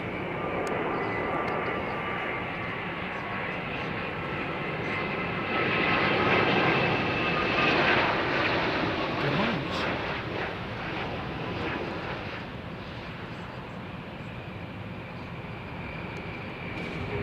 Stephen who?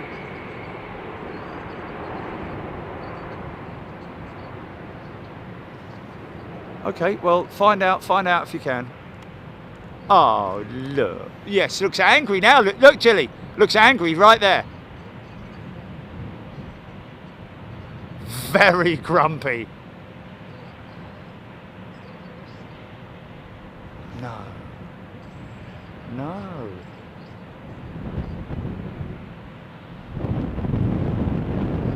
Simon Morris loving the location. Yeah, well, you can come and see these kind of views, folks, if you stay at the Thistle Hotel. You can see all the lighting there above the deck there. It's a big, long deck there, by the way. Lots of room for everyone. It's not all compressed into, like, you can only fit 10, 15 people out.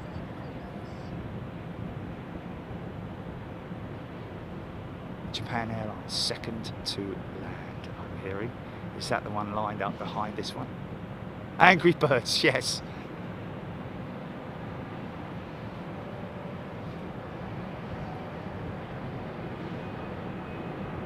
Daniel Mossy.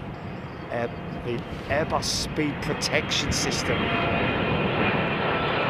at this retro.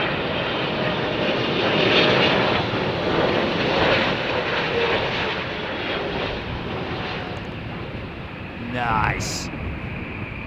Although I don't know if we call that a retro now, because Saudi Arabian Airlines have gone to that specific scheme now on all of their aircraft. I'll just show, just take the nose out, shall we? It's lovely, isn't she? Don't look at me nose.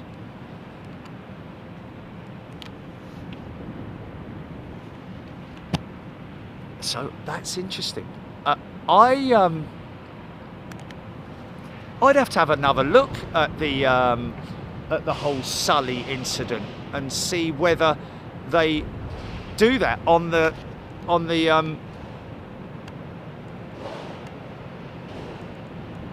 reenactment for the movie, for Sully the movie. Does he activate? Although he said that the speed protection system, somebody just saying there, which is what Airbus has got.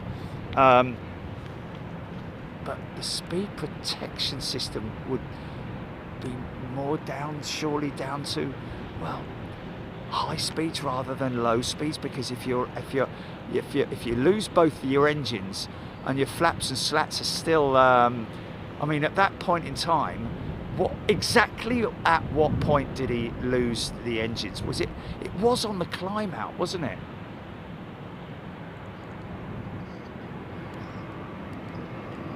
Sherry Hellier, yes, from the Blancmange. No! Has he passed away? No! Living on the ceiling! Down there! No way, man! Stephen Luscombe, one of our long-time members. We never knew, and he's been around for years, hasn't he, Jilly? He sadly... Is it Shari who's just informing us of that? He passed away a week ago. One of our long-term men never made a point that he was he the lead singer of Blancmange? Oh, mate. What a shame, man. No more room down there. Falls into place.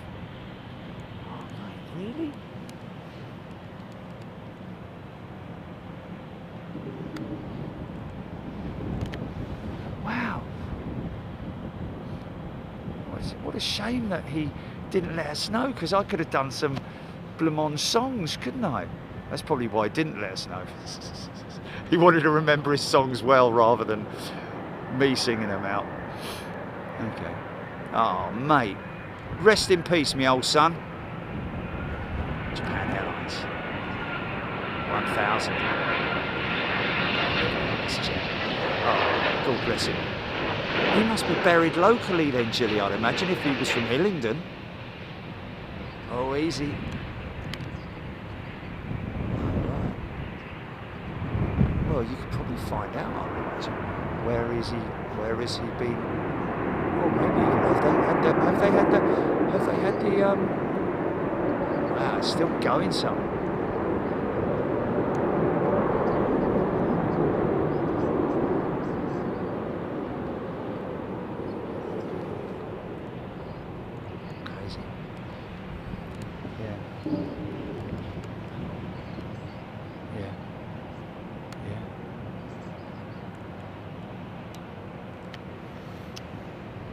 Find out where he's buried and we can go and put some flowers on his grave. Well, actually, probably put a model on it. No, that wouldn't work, would it? Oh. We could do that. Yes, we could get some flowers on behalf of everybody at Big Jet TV in the shape of a plane. Totally, mate. Let's try and do that. Flying Bedstead. Sully did an amazing job and saved many lives. It's a travesty that the driver tried to do. Yeah, I know. A bit like the fella at whoa, Funk. We got Funk. bit like the fella. Look at that thing hanging up there, man. Yeah, a bit like the pilot of the 777, the BA 777, who saved everyone's lives, and he got his boots hung up, didn't he? Terrible, man. They did retract that though, didn't they? And rehire him, I think.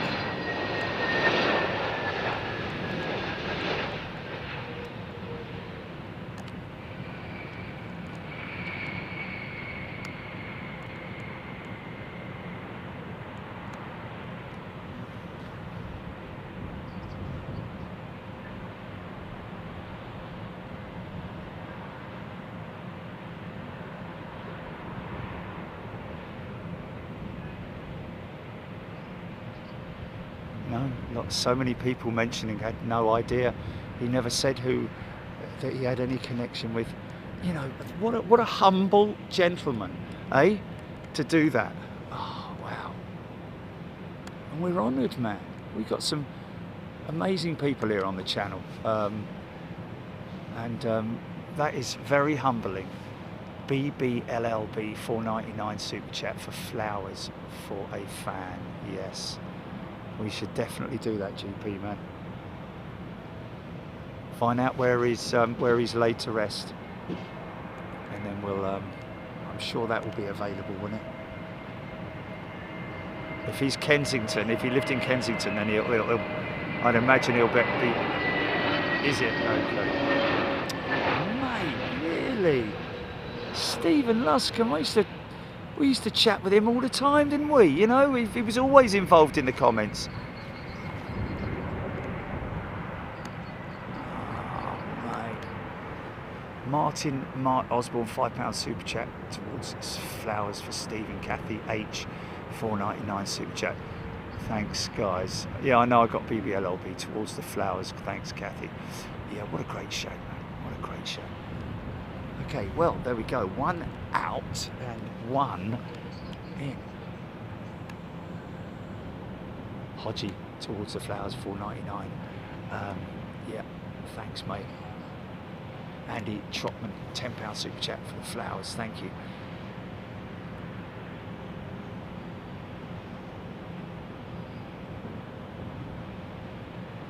Yes, Sherry, it was only last week, so he won't be buried yet, Julie. Maybe we can ask if we could go to the funeral and represent, because he loved watching this, didn't he? Susie Q, 9.99 super chat. Diane 78, €2 super chat. Thank you. All flowers for Stephen. I used to call him Stevie Luscombe, didn't I?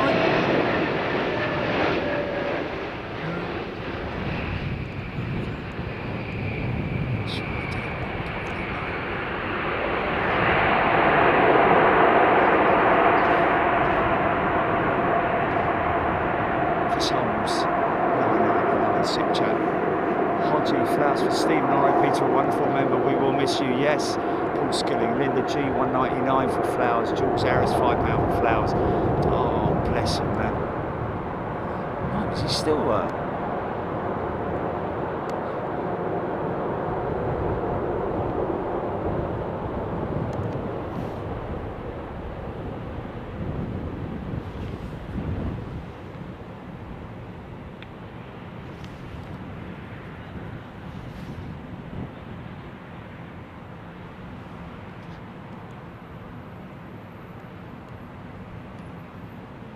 Angela Drummy, £5 super chat. Flowers for Stephen. Thank you, Angela. Spooky Cindy, $4.99 super chat. Thank you.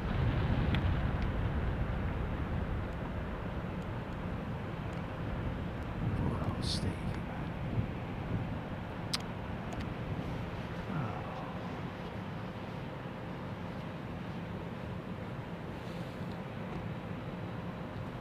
Simon Morris, £5 super chat. For flowers, R.I.P. Steve. Aviation Stakes, £5 super chat towards the flowers. Rest in peace to a fellow big jetter. We've lost a few, you know, over the years. We have lost a few. Okay, there we go.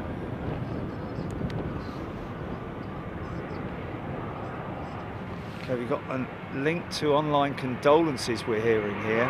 I'm hearing from Julie. Stand by.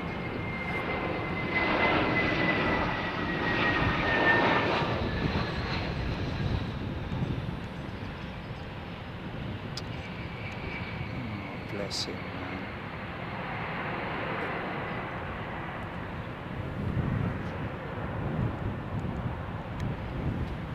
Dimitri Spirou, £2, €2 super chat for flowers. I know the feeling. Lost my dad in 2014. Mark Barr, £9.99. Put this towards some flowers, please. Mark, will do. Carol Crozier, £5 super chat. Thank you, guys. Tony Bowyer, £5 as well. R.I.P. Stephen. Yeah, what a great shame, folks.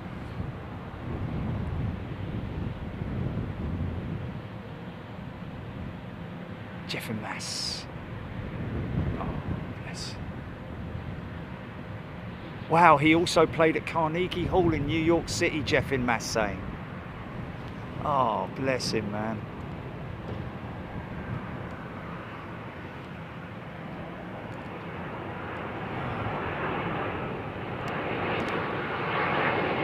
I vaguely seem to remember seeing him say something in the chat about, sorry, I haven't been on, I've been unwell. I'm absolutely sure.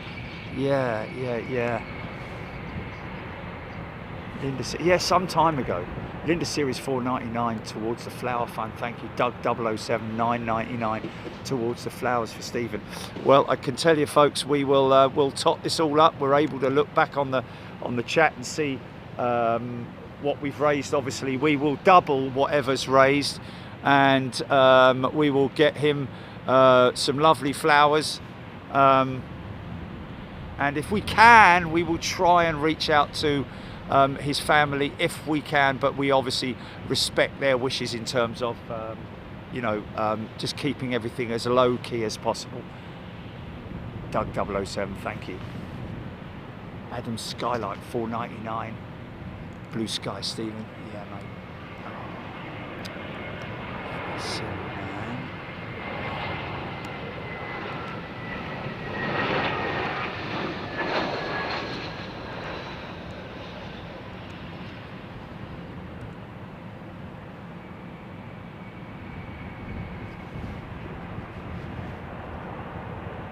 John Axon, £5 super chat. Squirrel, $49.99 for flowers. Wow, guys, it's it is amazing when all this comes about. It just shows how close we are as a family, and that is literally what we are as a family, isn't it? At the end of the day, just why it's always important to reach out to people and talk. It's good to talk.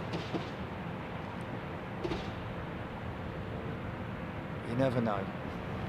Brian in NI, $4.99 super chat. Thanks, mate. Chris Howard, £10 super chat.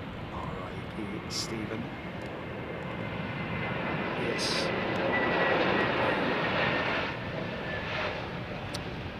Wow, that was way before the aiming point.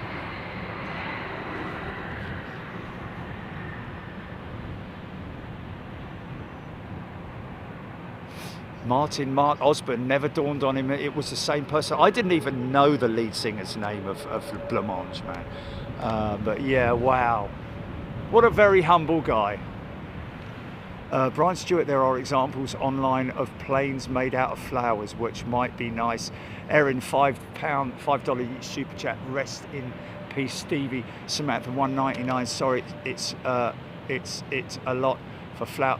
Samantha, honestly, just the thoughts is just a wonderful thing. Thank you. Julia Wilmot, oh my God, there's so much here, man. For flowers or whatever charity they wish. R.I.P. Annie, $9.99 for the flowers for Stephen. R.I.P. Shrew, 1886. R.I.P. Student. Stephen, $4.99. ADHK, $50 US. Hong Kong dollars for the flowers. Thank you. J Bond, £2. Money's a bit tight, but look towards the flower, mate. Absolutely. Thank you, everybody. Jeff in Mass, $7.57 for the flower fund for Big Jet TV. Jerry, life is very short. It is very short indeed in comparison with most stuff. Ian Morrison, £5 for flowers for Stephen. Thank you, Stephen Parrish, £5. Big Mac, £20. Fly high, my friend. Here's a little for the flowers. Sukada, £5. R.I.P. Stephen. He would know. He's seeing this all happen now, you know, innit? If there is, you know, regardless of what you think, it's just nice to think that he's seeing all this happen and he's there with us. God bless you, mate. Donna, $10 super chat. What a great community indeed. Aidan Campbell, £2. It's fine, Aidan. £5 from Martin Stothard. Thank you, guys. Really appreciate it. Chris Holmes, wonderful to see this. Blancmange were awesome. Dunkio. 5 more minutes for the 340, Aaron Thomas. Well, this one's for you, mate. That's not him, is it?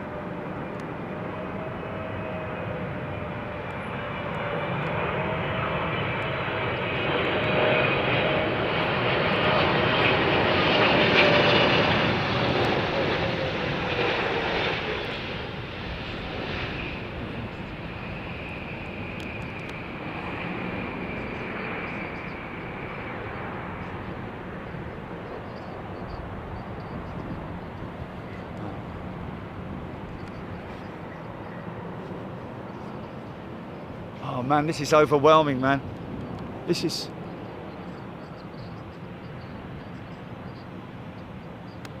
Oh! Okay.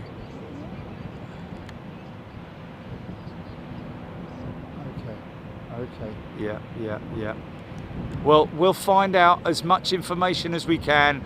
But apparently there is something being arranged, a celebration of his life. I don't know, maybe, yeah, but okay, well, it'd be nice, wouldn't it, is what I'm saying. It would be nice if that's what they were doing, because I'd be certainly up for doing a bit of karaoke at that.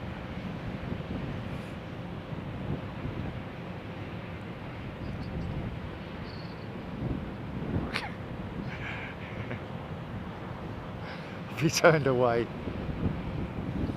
No, surely there's a tribute band as well for Blancmange. I'd imagine there is, isn't there? He was the keyboard player, right? Okay. Well, he played a big part of it then, didn't he? Because they were very keyboardy, Blancmange, weren't they? They were in that, was it 80s, sort of like very keyboardy era? I'll have to read all your super chats out at the end of the show, folks. Maybe we'll do a special sort of like...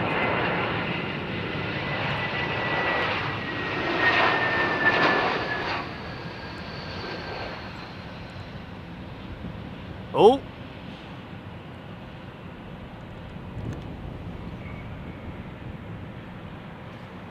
You guys are very generous. Like I said, we'll double it.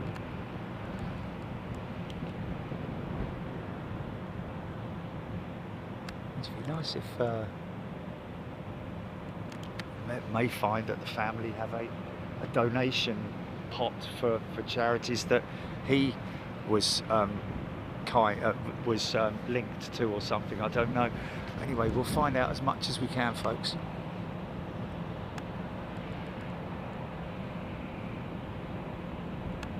Oh, that's a slinger, isn't it?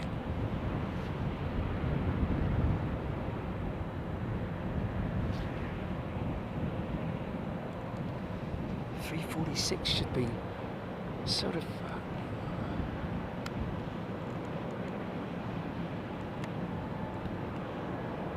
said 5 minutes.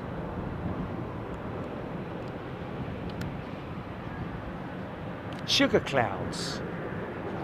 He's a new member. Welcome, Sugar Clouds.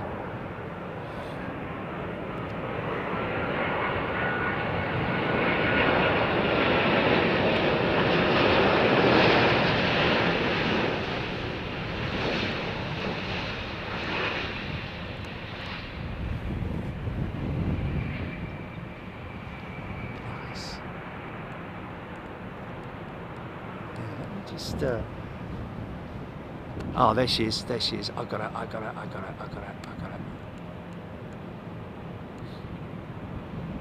Oh, no, it's not. Okay. Is that her there? No? Oh, she's not going to go rogue, is she?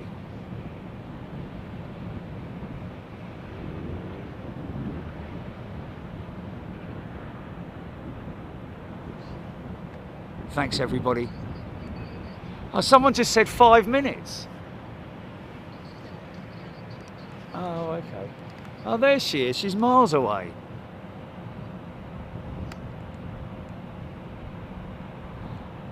Oh, yeah. There you go.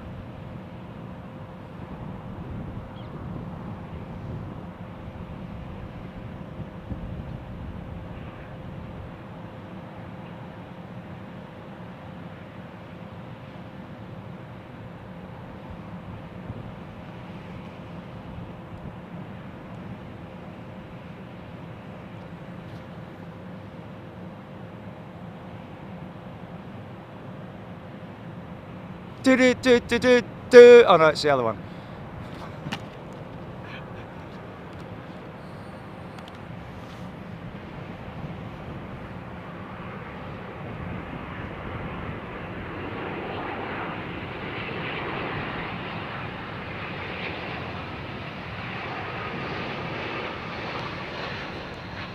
Ooh. Yeah, that was a bit like my landing the other day. I was a little too fast and kind of dropped it like it was hot.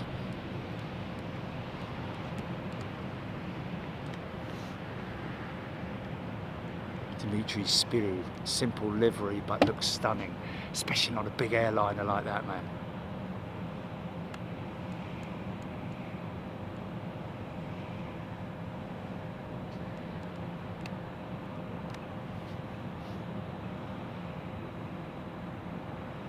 Still on a course of 270. Going to turn left 180 now, and then left 090. Oh yeah, pulling a little bit of cloud with her. Oh yeah.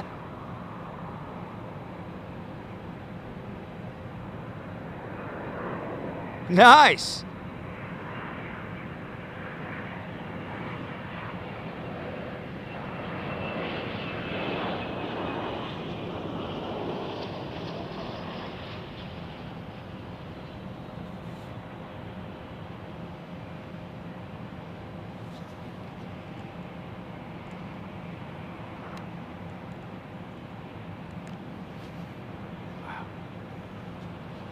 She's coming on to long finals.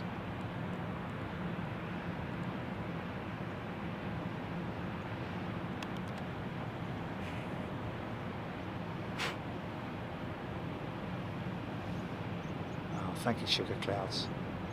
Plymouth Phil is a returning member. Welcome back, Plymouth Phil.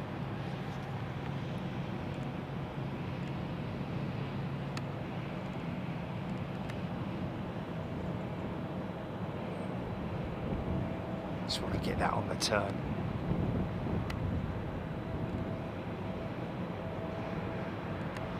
Wow, look at that, man.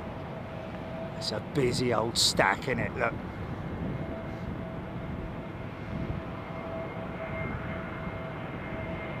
Just about to, well, still quite some way off before that 346 turns on. Still starting to turn now, I think.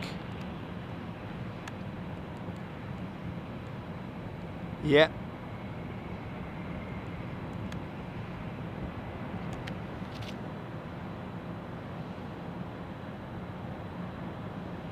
Big old wing on it.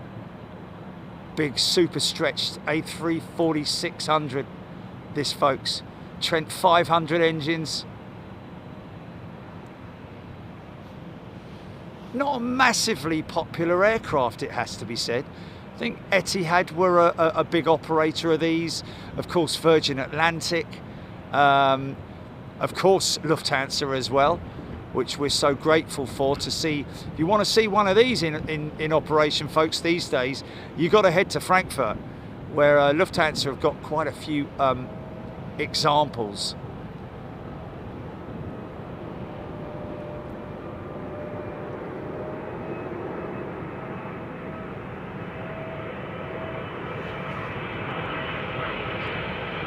Look at that, mate. An A346 and a 380 in the same shot. Oh, let me just grab that quick. Beautiful. all Nippon. Yeah, you don't see that shot very often, do you? Well, actually, you will do at Frankfurt, wouldn't you? Stupid boy.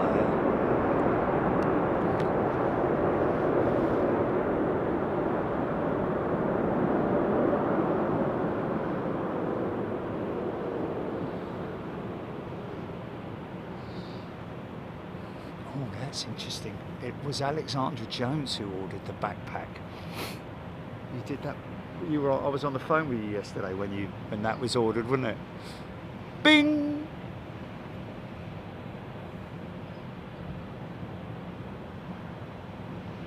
Squirrel saying funny. Stephen never criticised Jerry's singing, as far as I can remember. Oh bless. Yeah. Oh yeah, it was in the van. It was in the van.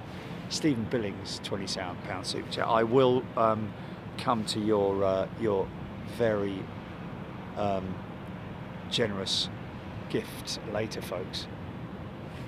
Oh, look, he says Stephen liked Stephen's comments and got an okay with him. We had both the same first name.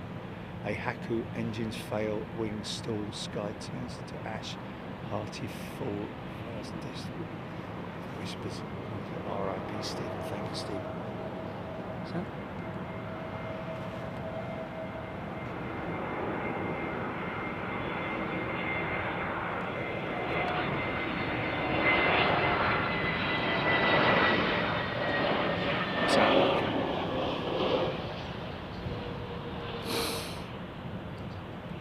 yeah.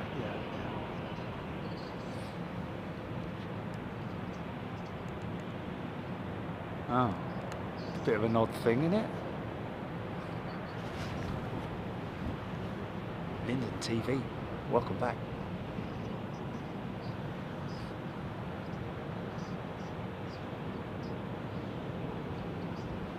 Filbo 346, number 1 on flight radar. That's the Azerbaijan government jet you're seeing, folks. This is the Singapore Slinger.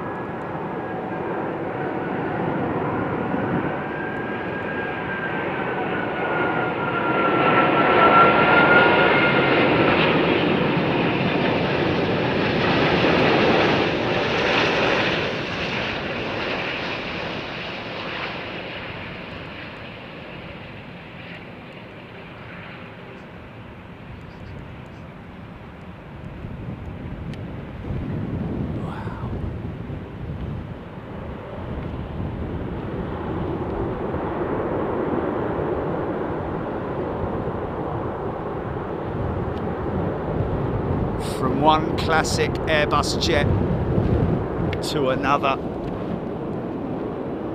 4 on the floor. Oh yeah, look at that profile, man. Kind of, I mean, really the same profile as an A330, but with outboard engines on it, because that is basically what the A330 could be converted into on the production line, 340 or 330. Bigger wing, obviously, but same undercarriage profile, but with the bogey wheel in the middle there. See the bogey wheel, the center MLG, purely down to weight, to support the additional weight of the aircraft. Trent 500s on this one.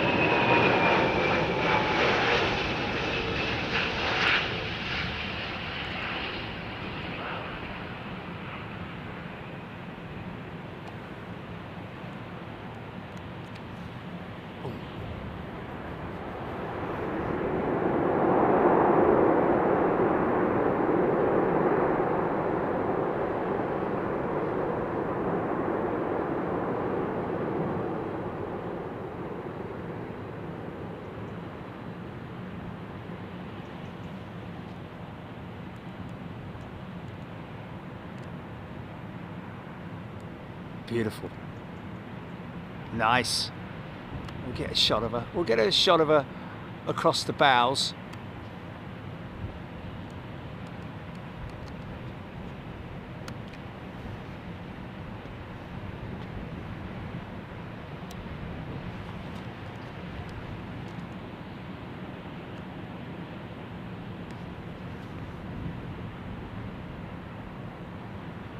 Definitely got a thumbnail out of that, Chile. Lamppost free as well.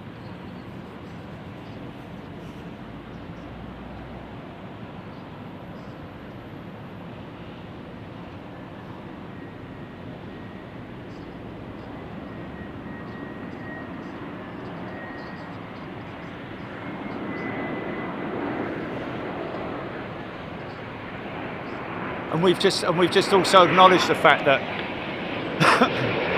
yeah. Didn't ask for it. Yeah. That's why we need to reach out to the family. Yeah. Yeah. Absolutely. Absolutely. Yeah.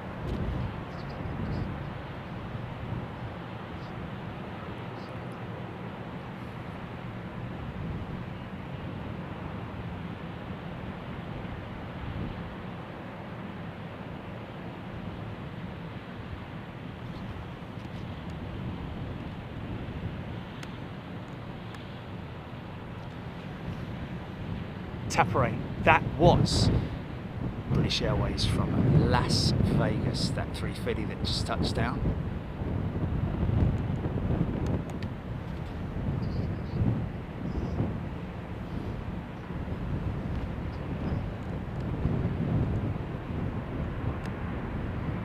Now they're getting on with their new fire thing.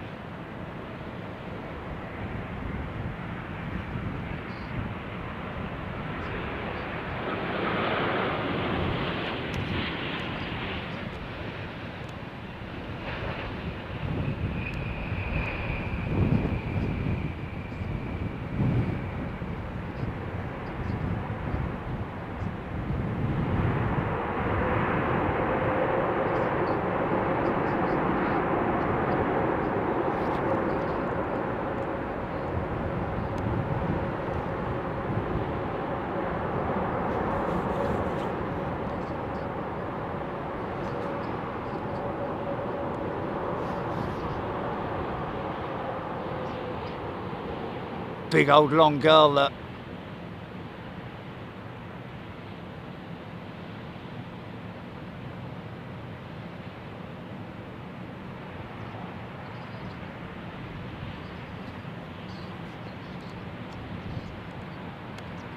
yes, Shari, thank you, yes.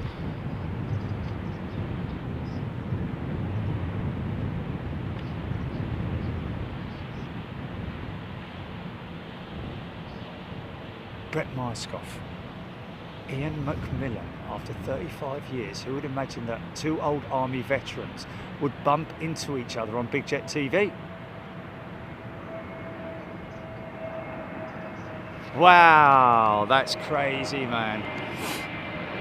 Yeah, today is random, man.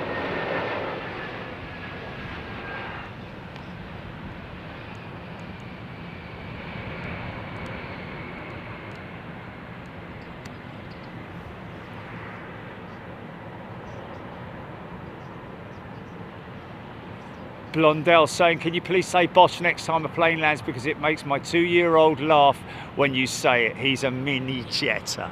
Oh, bless him. Okay, well, this is for you, mate. What's his name? Nate 45, Mum's going to be departing very soon. VS 47. Is there any way we could watch her take off? Yeah, oh, definitely. Just keep us posted on that, Nate. Nate 45.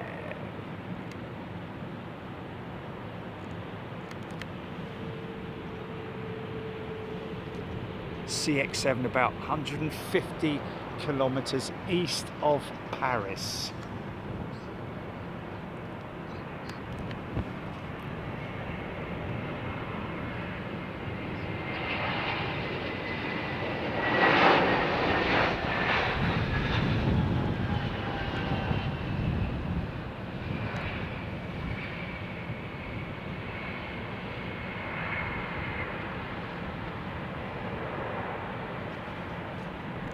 Oh, not that one, sorry. Sorry, right, remember, the 5th of November. Right, no, here we go. Right, here comes the, here it comes. What's his name?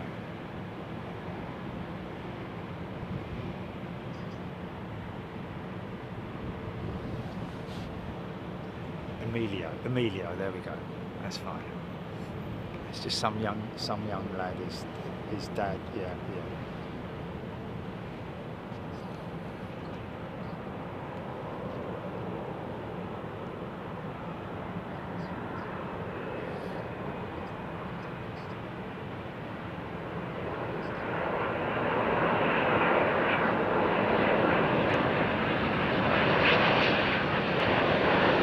Bangladesh.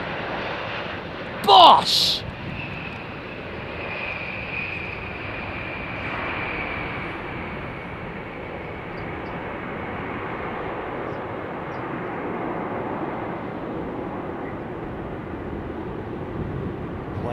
Bode.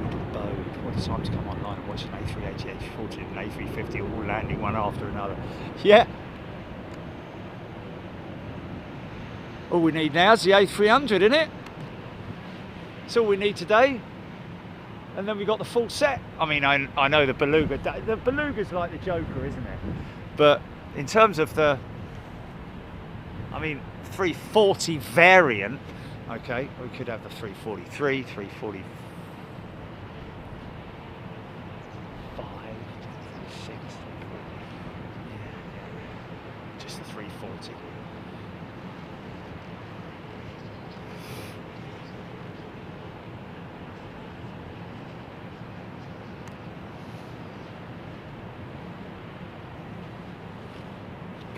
Gone bleeding bonkers, mate. We'll have to. I think a good idea, Jelly, would be just to do something separate outside of today, just to acknowledge all of that. It's very easy to do because just go back in the chat and, yeah.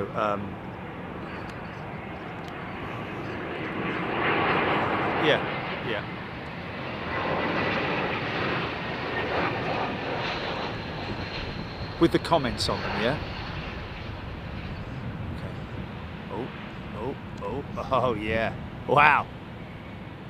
They knew they were being filmed.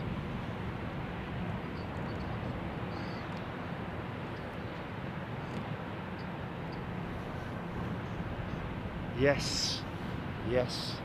No, we haven't. We must do a milestone show. So many things to do. It's like,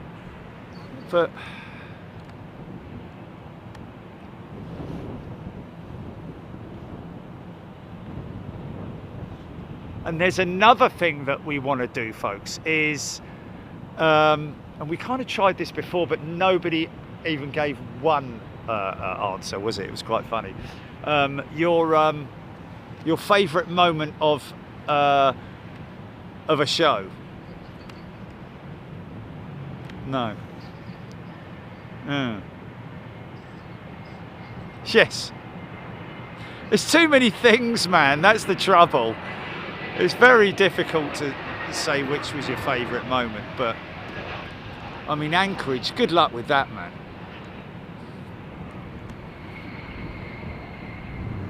Just the first hour of Anchorage on the test day was like bleeding phenomenal. DC3 right opposite us.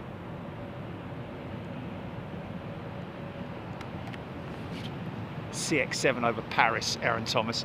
So we've got a 747 inbound as well, folks. That'll be the Cathay Pacific 747-8 intercontinental freighter.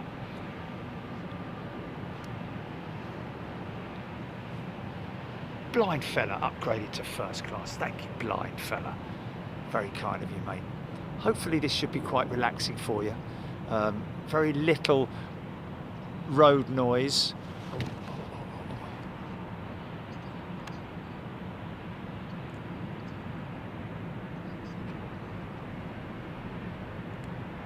It's for you, Stephen. Bit of funk. Oh, that's not bad, isn't it?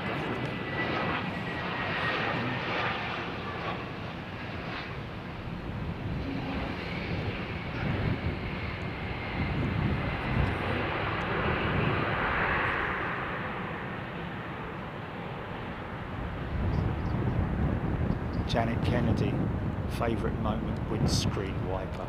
No, not of any all time. I'm talking about the last today, and because what we're going to do is in the on-air show that we're bringing back, we're going to have a segment in there which is members writing in to say their favourite moment of the last two shows, over the last two shows. So the Sunday show and the midweek show, if we end up doing it on a Thursday, for example. We're not exactly sure what day we're going to be doing the on-air shows, but we do want to do them regularly on the same day, just to maintain that, rhythm.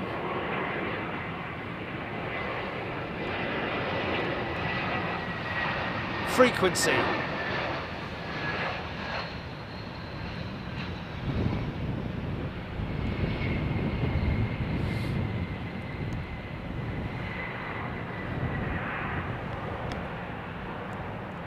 There's another fast taxi there.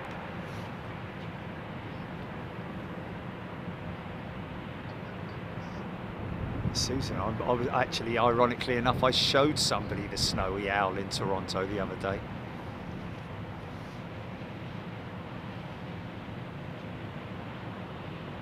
So folks, just to let you know that all of your gifting and for whatever we do for Stephen Luscombe, whether we do flowers or whether we donate it to a charity of his choice or his family's choice, whichever we do, we will keep you on tabs with that one. But the most important thing for us is obviously to try and reach out to his family, to, because we don't want to interfere. Apparently he didn't want a big fuss made.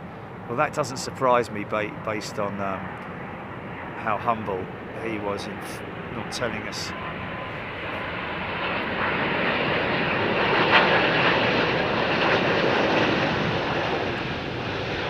Yeah, last two shows.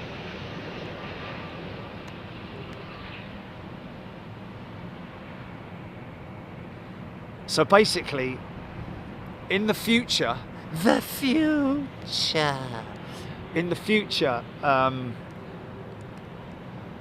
for every show that we do, the on-air show, a segment will be included within that, which will be a member will get their favourite moment read out from the last two previous shows. So it could be from today, or it could be from the upcoming Wednesday. That's if we do it on a Thursday. So it won't be of all time. Although, saying that, we've also discussed the possibility of doing reaction shows, which is going through members' shows and just highlighting points within it. Like, for example, what's that? Oh yeah, right over the top, man. Nicely, beautifully.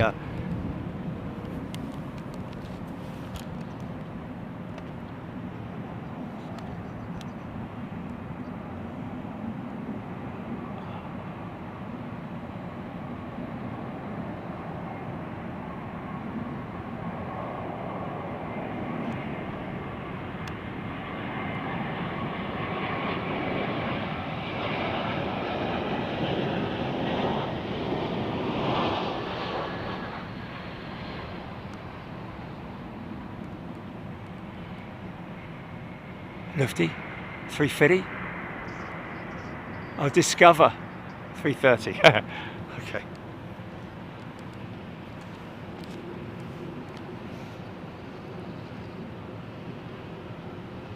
Roxy Simmons, my daughter just got up and said, "I can hear Jerry." Oh dear.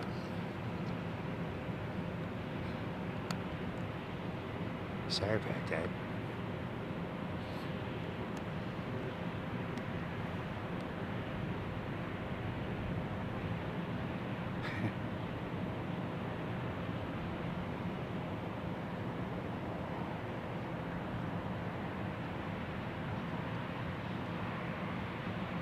Did we do that? Did we do a reaction show with Skiathos? We might have done, you know.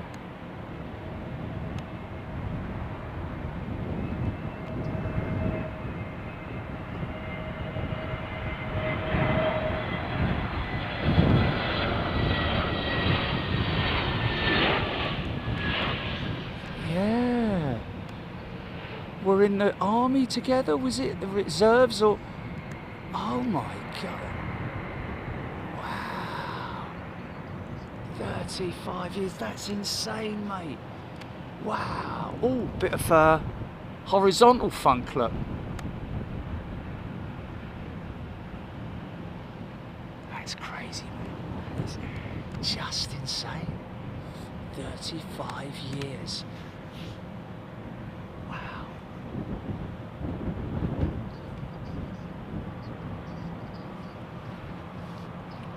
So difficult top 10 or top 20 moments from Anchorage, because how many hours did we broadcast for, man?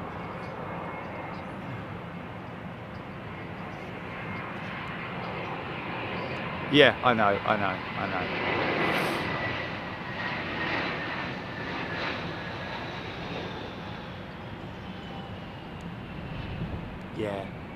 Yeah, DC9, yeah, which...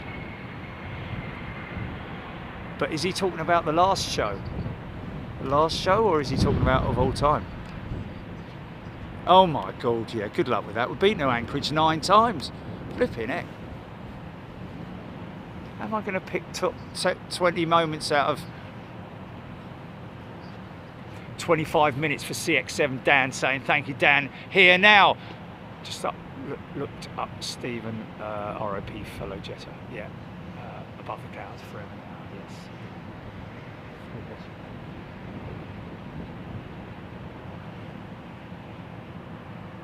Scotty Orange still hasn't watched all the Anchorage shows.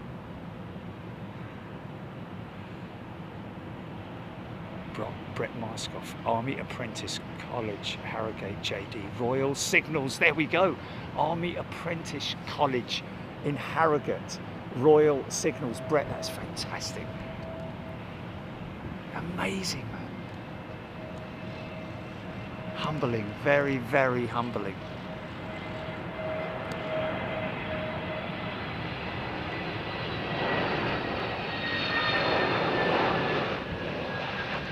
Well, Weather Watcher, what other aircraft are we going to see at London City? We've been to London City, and yeah, we've even been airside with them, with the Embraer, when it was doing taxi and parking tests. Yeah, we've done quite a bit at London City, but you know, we're here and we've got Heathrow on our doorstep. I don't know why we would really want to go anywhere else. I know what you're saying, just from a different perspective. It's busy and it's nice in the mornings. It's busy, good backdrop as well. Yeah, you know, it's not saying that we never will, but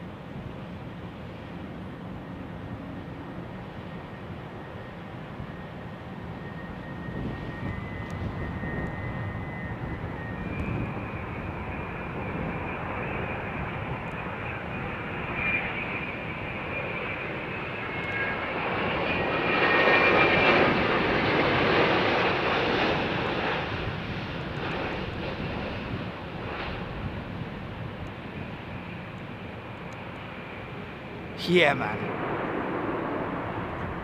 Such a cool shot. See, we are potentially on for a little bit of funk here. Or are we? Yeah, keep climbing. There we go. Yeah.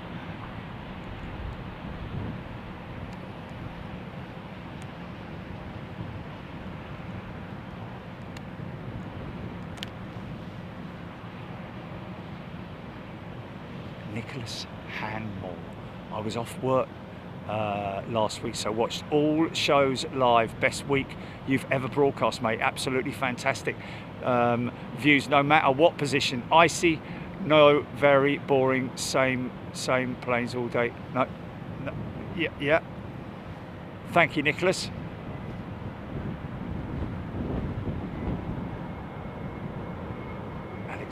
chat with Ernst in Anchorage. Yes, we've had lots of funny moments in Anchorage, man.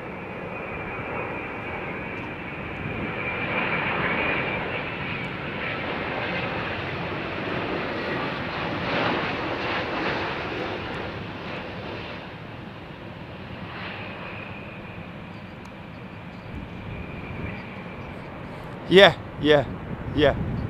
I don't really want to relive that one. You know what I mean? Because like 3 days later, I was in hospital. I haven't actually played it back, Chili. We should actually play it back sometime, shouldn't we? But there was definite desperation there, wasn't there? Yeah, but was that on the mic or was that on this headset here? Probably on the headset. Blimey, can you imagine the blind fella listening into that? Oh, lordy. Cheese sandwich with the ants, Helen Clapp. There have been so many funny moments, man. Nice old 767. Good, they're still running them. I saw a post yesterday of some very overweight mechanic standing on the wing of a 777 or a 767. I think it was a 767 actually, with a whole load of tools. I don't know. I couldn't figure out whether he was braking the aircraft or whether he was fixing it, because it was just like, you know, wow, really? It's a bit of a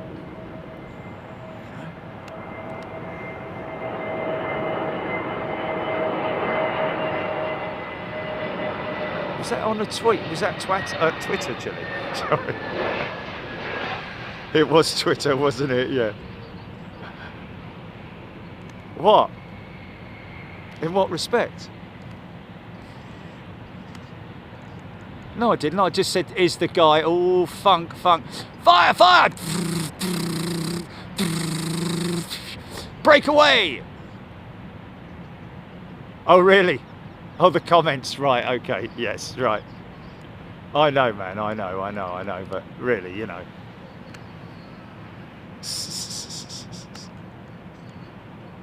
Sorry about that.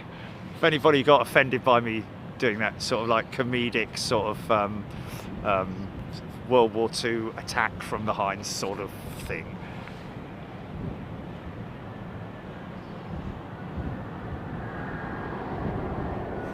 Hodgie, one powerful moment. Zane closing the door on the Virgin 747. Yeah. Oh man.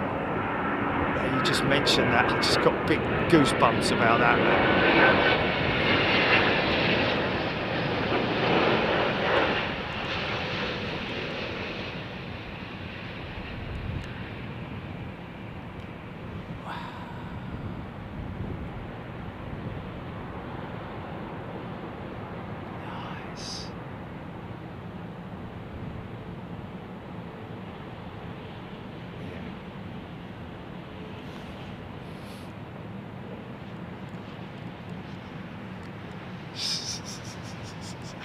We should go back to it, Julie, just do a reaction show on it, man.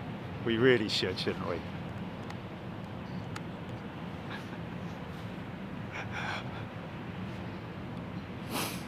Fraudulent slip of the tongue, yes it was, wasn't it?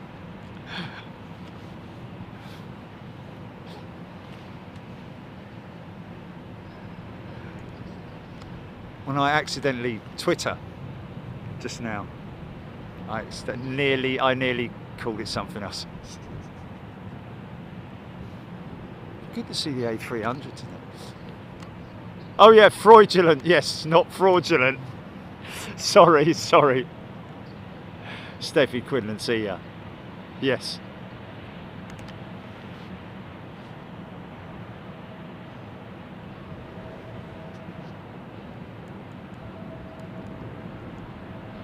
The big QRD UK, yeah.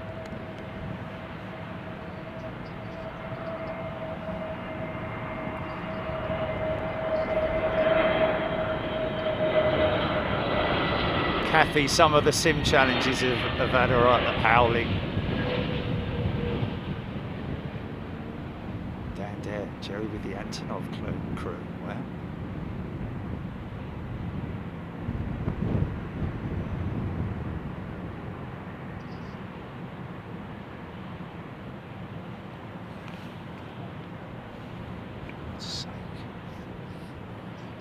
Yeah, but I didn't. I said off of it. Keep up, man. Oh, Hodgie old banger due at 5:10. There we go. So we do have almost a full set today, don't we? A300, A320, 319, 321, 340, 330, 350, 380. How about that? The whole lot all in one go. There's one of the big lads all the way back there. Look. 10 miles. Still at flaps. One maybe.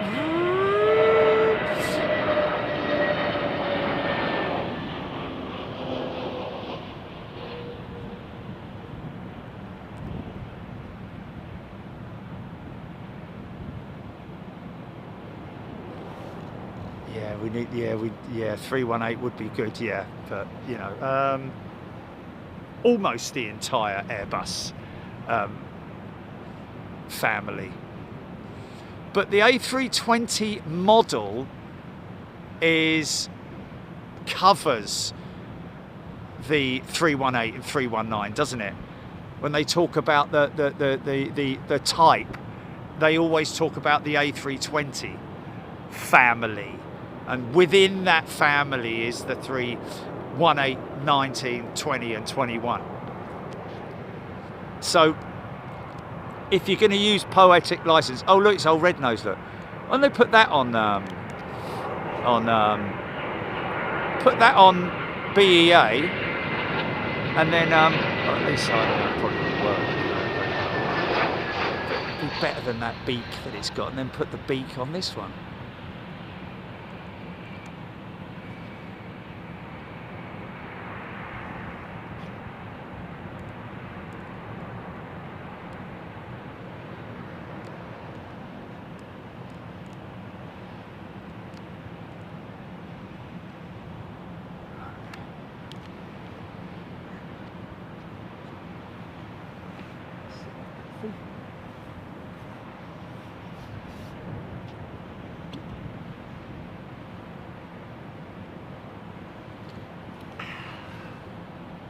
Rob Walker, A310. Yeah, but the A310's within the A300 family, isn't it, Rob?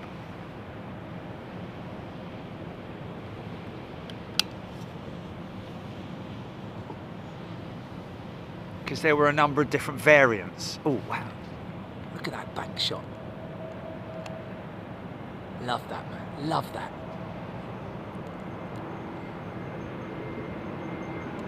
Love how it swims like that.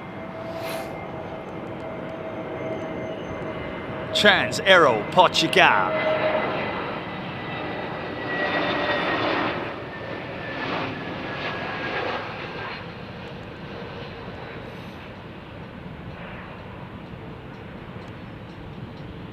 Oh, nicely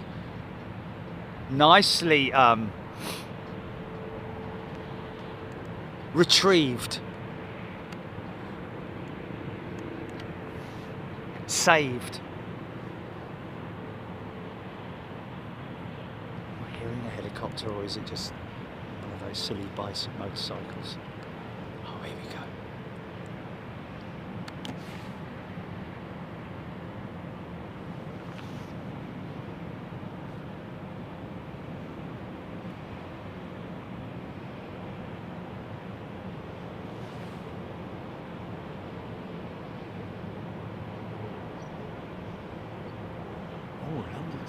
Hodgie, PAB Airwing 320, government jet due at 5:30.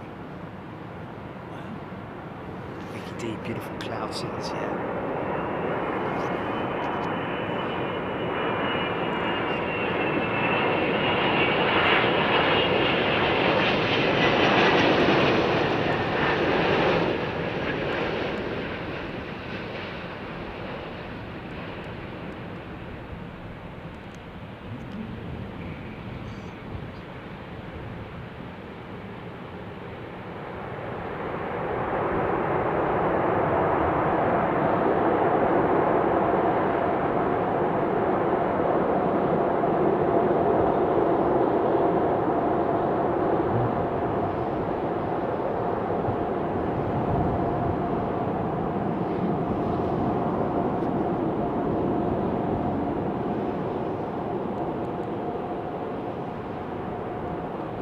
A200 doesn't. Well, I mean, if you want to, I guess the A220 is part of the fleet as well, isn't it now? Even though it wasn't originally conceived by Airbus, it is an official Airbus family jet, so we can include that as well.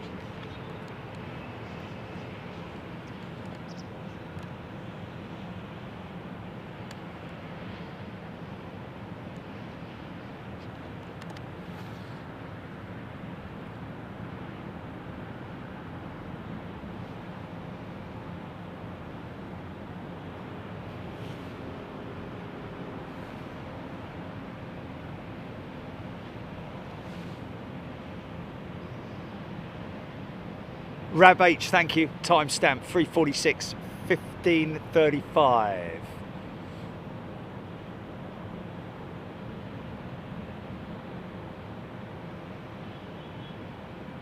Anthony Hordley. My son Edward is the first officer on the Amsterdam flight BA439 due in 10 minutes, Airbus 319. Anthony, thank you. Keep us posted on that, Anthony, when he is on finals. And when I say finals, short finals like this, you need to keep us posted, please, so that we don't miss him. Is he the flying pilot?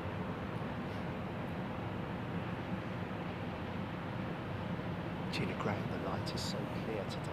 It's a bit of a shame just because of the, the fact that we're getting everything silhouetted.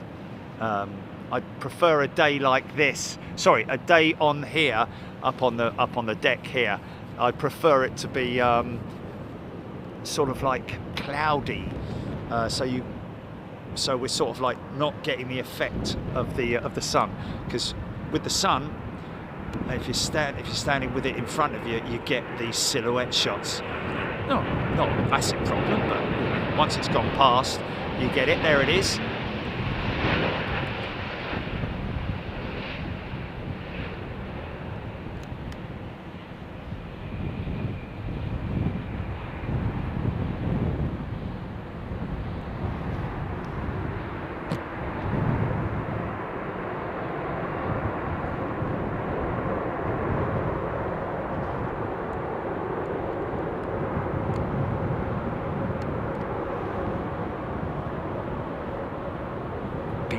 To Basel Veritas. Jennifer Bailey, Mick Worsfold, Megan Campbell, number 8 is considering a lucky number in China by naming the A380. Airbus aimed to capture the large and growing Chinese aviation market, where it was anticipated to be the world's largest. Okay, interesting. So it was designated the 380 because of Airbus hoping to break in to the Chinese market, which they kind of already were, weren't they? But just out of respect, possibly for the number 8, considered good luck. Didn't give them much good luck, did it? Oh, Airbus. Sorry about that. Watch that 777 turn.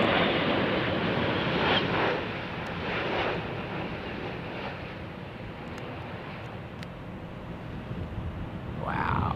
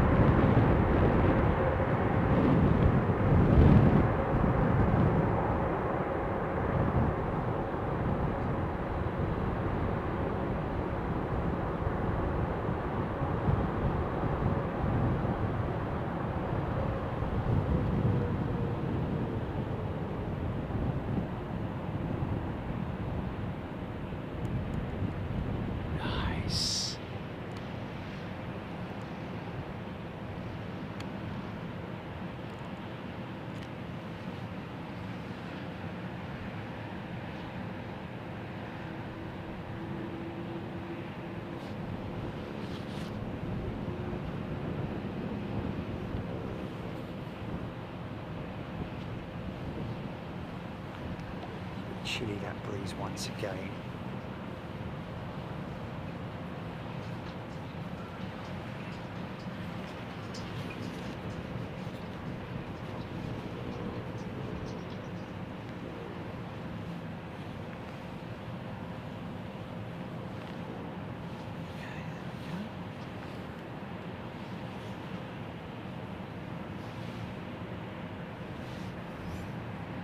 This is Jason. Jason's lost his wife, has he? Oh, sorry to hear that, mate.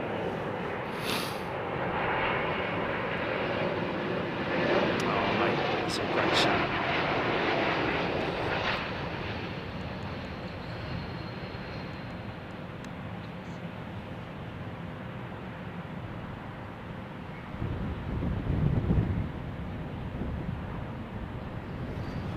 Going to read all your super chats and that stuff out, folks, on a separate show, because we've just been kind of overwhelmed by all of the gifting and stuff. So I think it'd be nice to dedicate a specific live from HQ, just to shout out all those folks who and I know that everybody feels the same way, folks, by the way.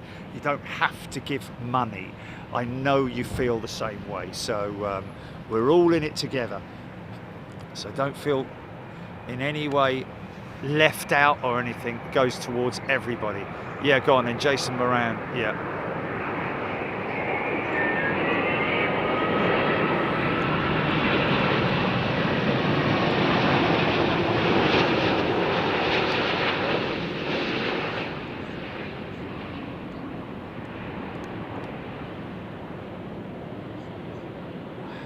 Jason, so sorry to hear of your loss, mate. And she was a Big Jet TV fan as well. Sorry, mate. Oh, Vortex. Came straight at me, that did. That was a bit odd. How did that sound? I don't know if you picked that up, folks. But we've had it at the other end. At the other end of the runway. Just have a look there.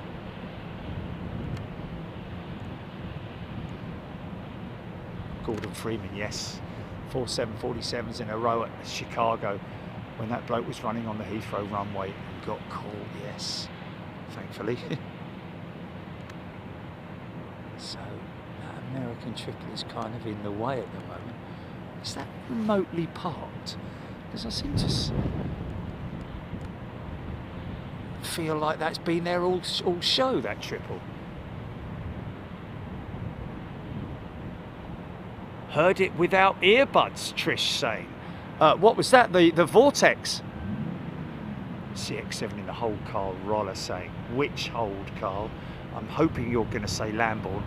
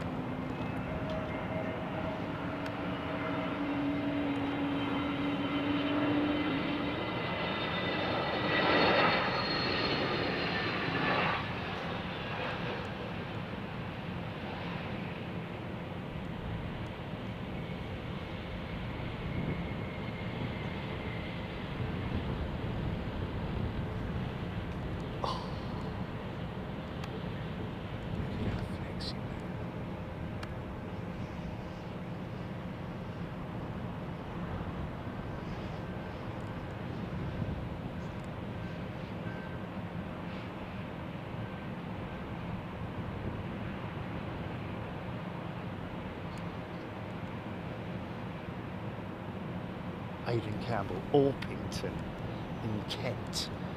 Orpington in Kent. That's a little bit worrying because that's south side of the airfield, isn't it? CX7.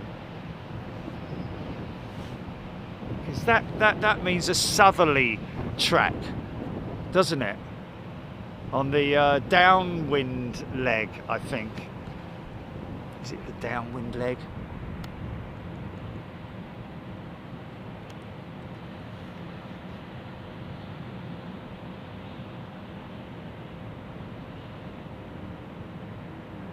HGC, thank you. Davy Dog. Good old Smokey Joe.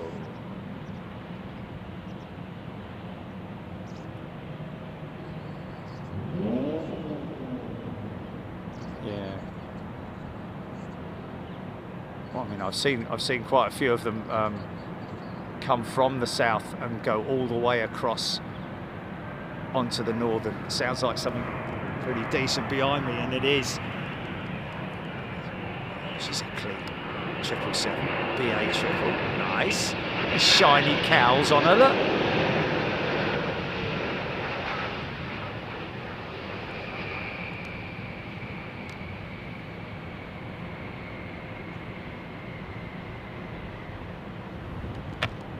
Wow. Nailing it.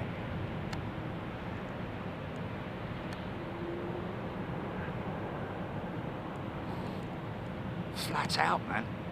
The speed you go.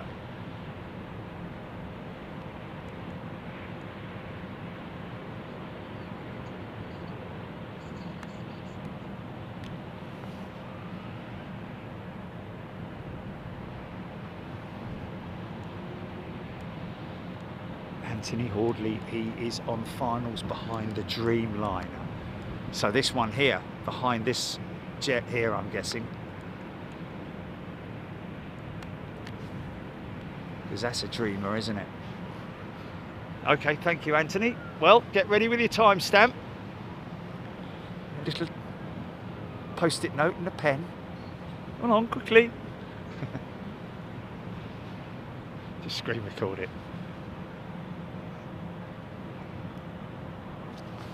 So just remind me, Anthony Hordley is this is his son is the first officer on this jet. Okay, got a name for me, Anthony? No, I know it's not the Dreamliner, it's behind the Dreamliner. It's too far out at the moment. Yes.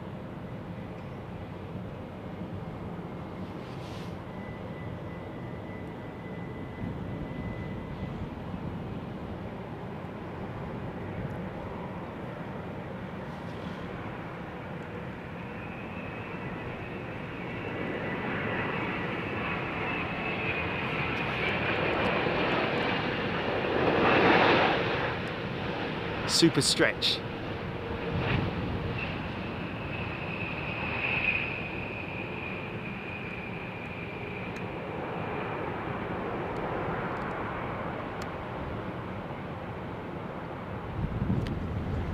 Edward, there we go. Okay, Edward Hordley. SFO or FO? Anyway, here he is. From Amsterdam, was it? Is it Schiphol? Okay. Edward from Schiphol. There we go.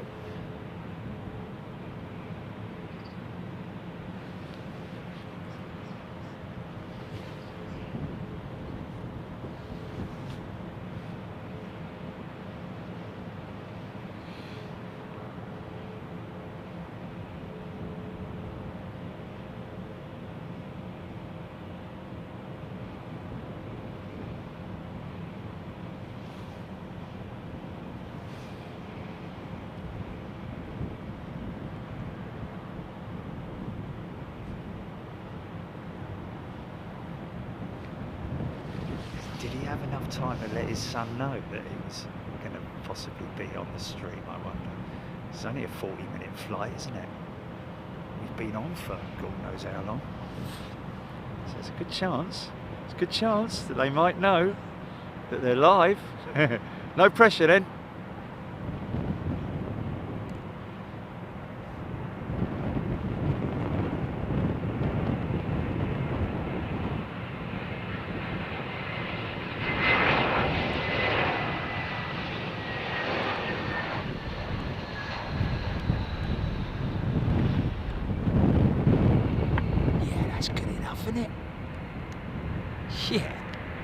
We'll take that. Pretty standard procedure with dipping that left wing into the wind. Nicely done. We'll be able to see him taxiing down here as well. Might be able to get a long shot of him just because probably be sitting around gate waiting for half an hour.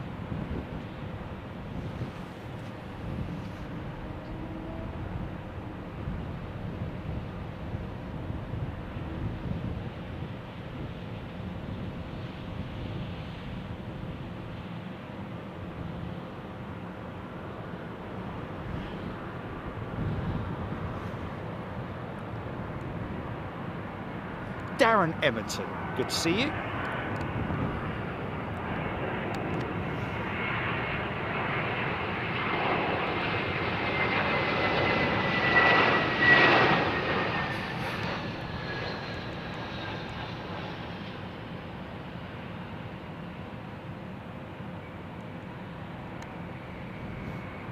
Things fall into place, you get the joke, fall into place. So round, so round,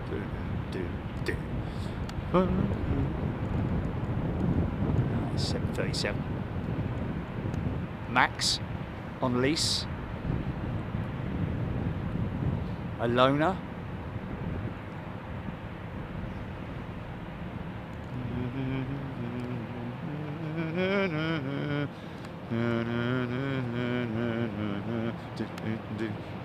That's the bit he would have played, isn't it?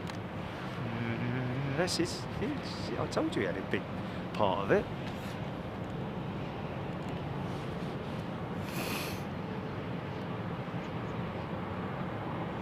Not going rogue, not going rogue. Oh, sir? Okay.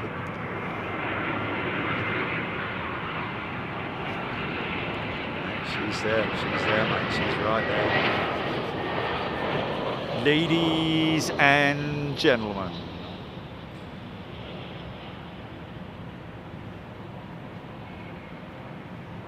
Pray be upstanding for Her Majesty the Queen.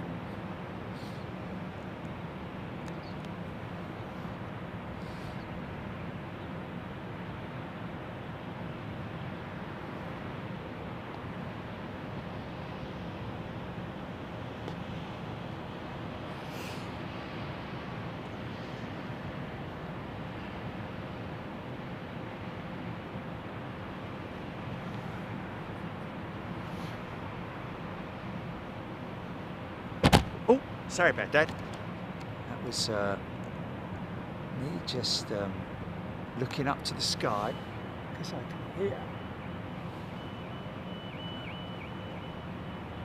Who's that?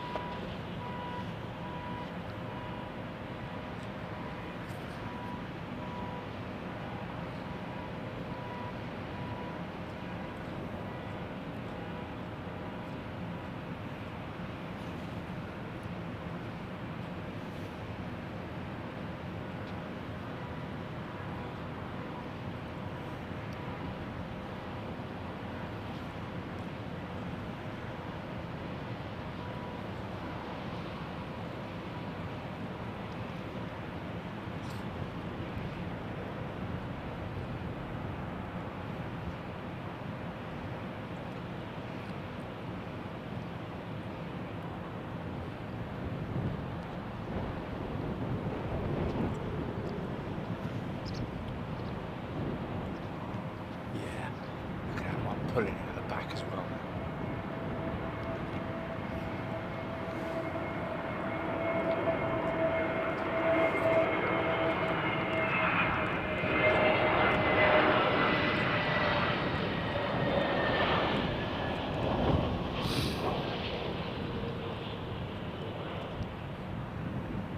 Got a bit of a drift on.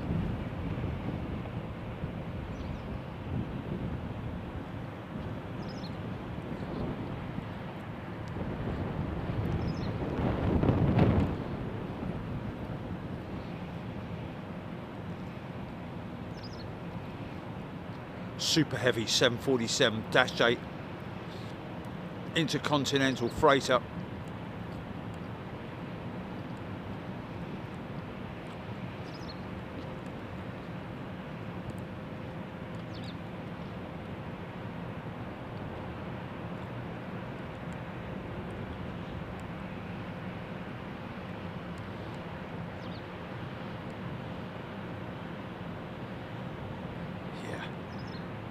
More funk. All fall in line behind the Queen.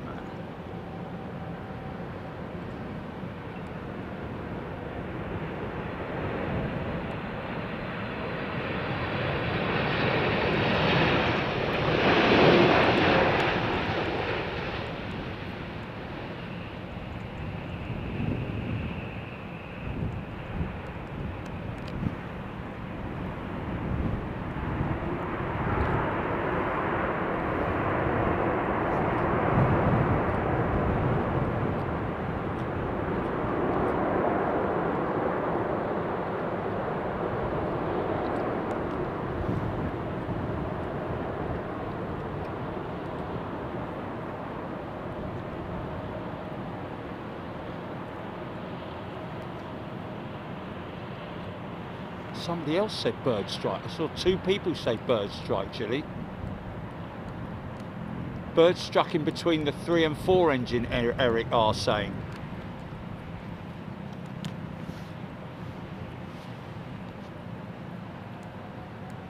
Michelle Bartlett, thank you.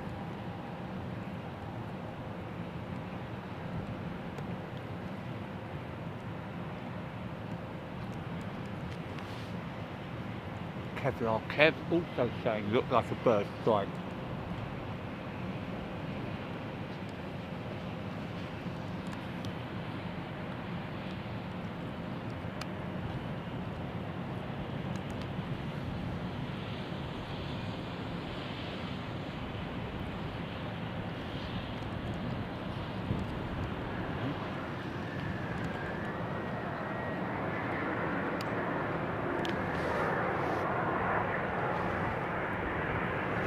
Right.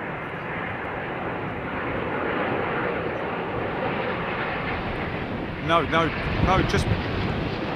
just before it landed, mate. Watch it all the way in. Oh, okay. Oh, it was just flying across it, was it? Beautiful livery on that Malaysian jet, man.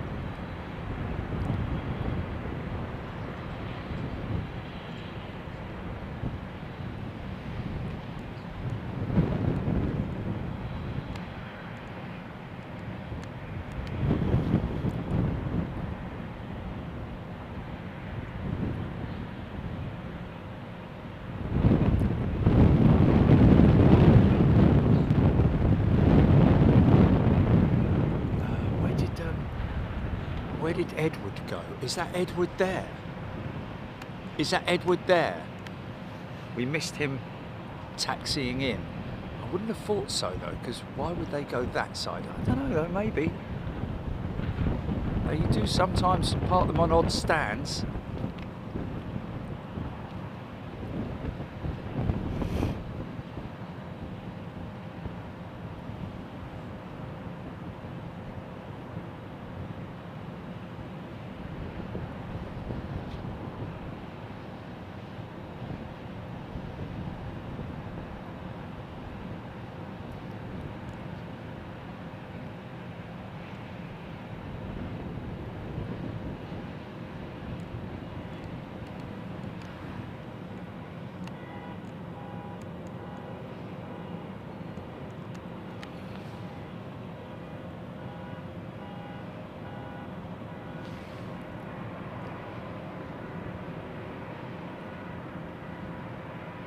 EJE545. Yeah. Excuse me. EJE, there's been quite a few memorable moments from today.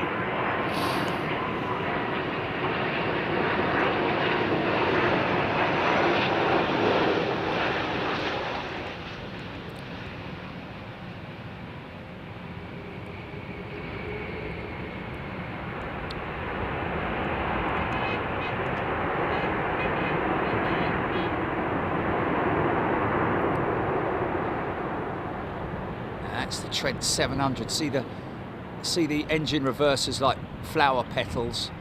Now you'll see them close any moment now.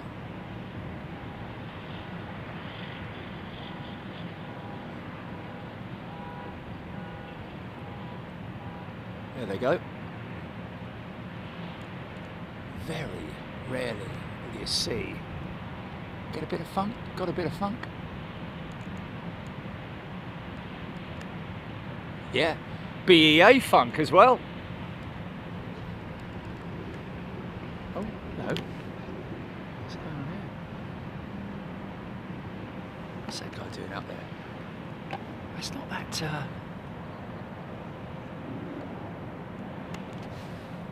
Oh, okay. Oh, yeah, that's, oh, difficult to see that one. There she is. Is that that Gulfstream? The private, what's that then?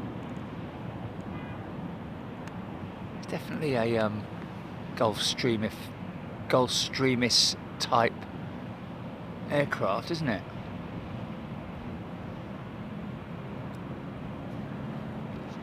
Or is he going in somewhere else? Nothing on approach. Oh, it's a Fenner, right. Going into Luton with VistaJet, right, there we go.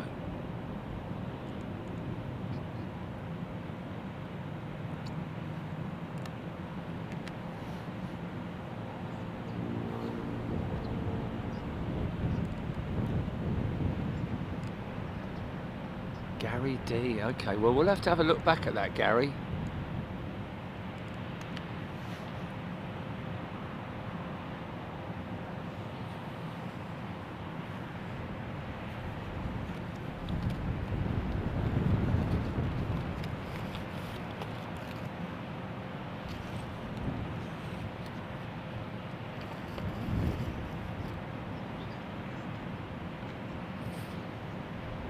Oh, it was Edwards Landing. Excellent.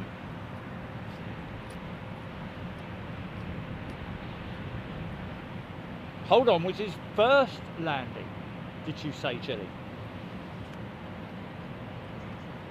Oh, right. It was his landing. He's the first officer, right? Good on you, mate. Next thing you know is, could be long haul. Some pilots prefer to stick with short haul. Get their hours up.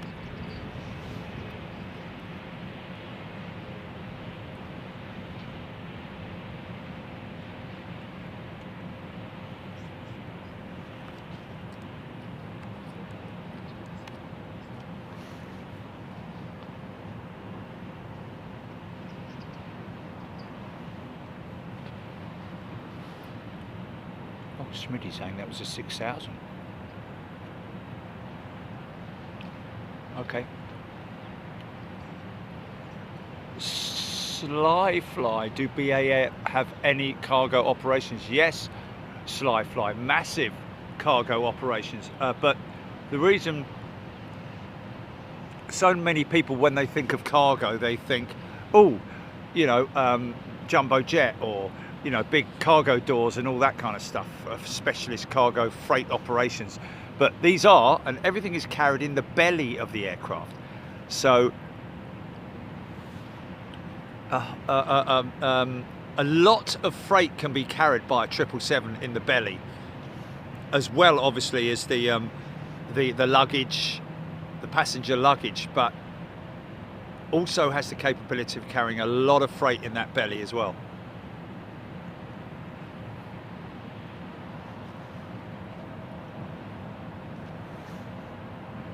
Which is why they stopped their world cargo operations.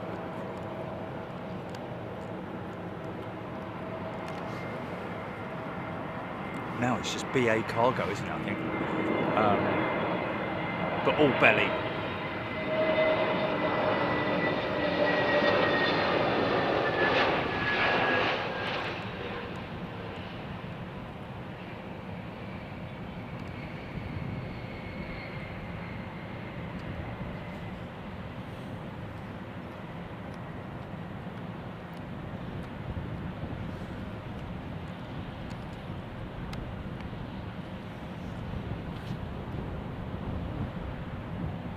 Wow.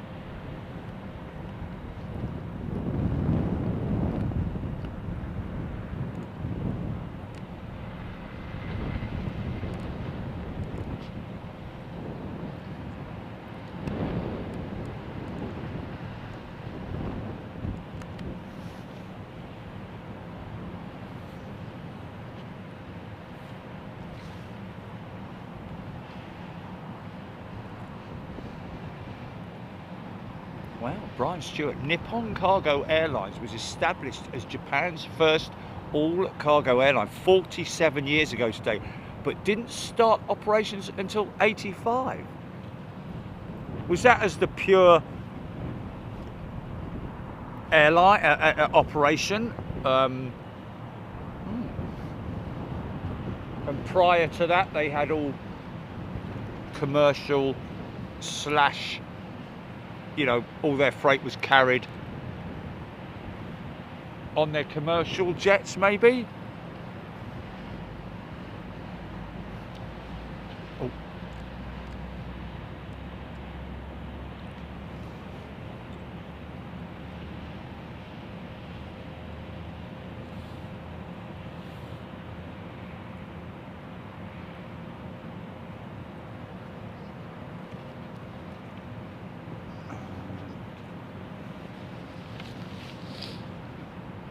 Hour 34. Mics are still 30%.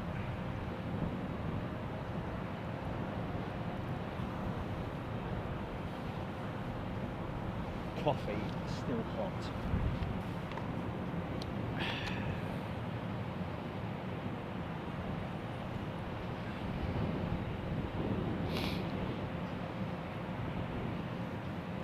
No. It's a private airfield, this Biggin Hill.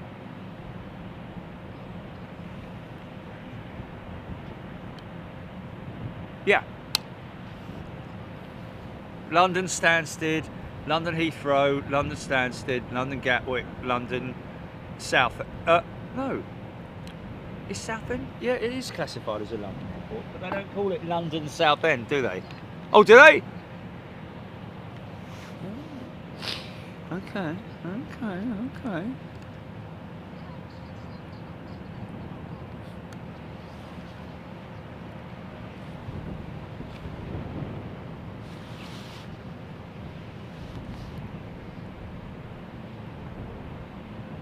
Scott Hetherington saw a programme the other day which featured London Lid Airport.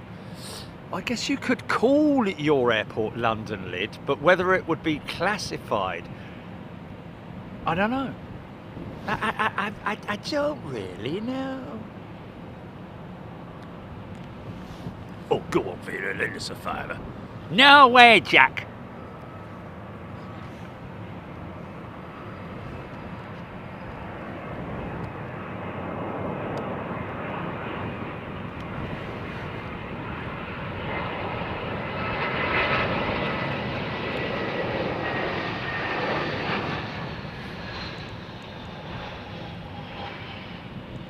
See, London Luton, it's bleeding miles away. It's way outside the M25 as well, isn't it? And it's, mind you, Stansted as well, really. You know, bleeding miles away, all the way up the flipping M11. Oh, funk. Nice.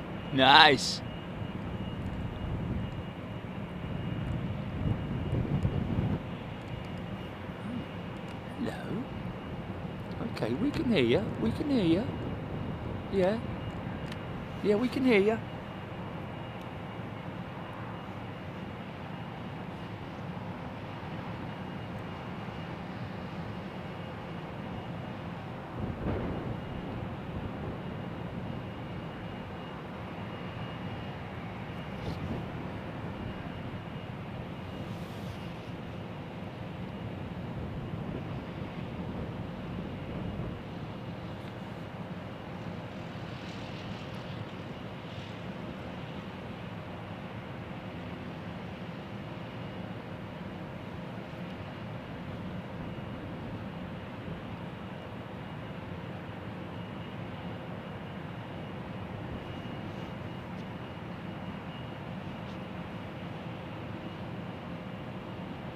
I think he's waiting for a gate, this bloke. Would you mind taxiing just very slowly? Just turn right on. Oh, he's coming all the way down here.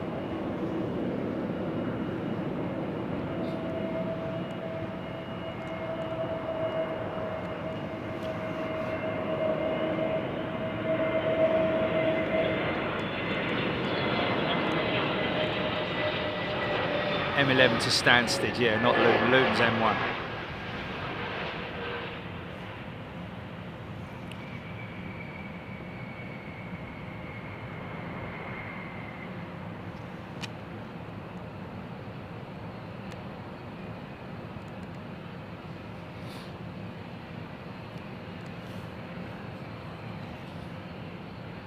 He's just doing the rounds, isn't he, this one?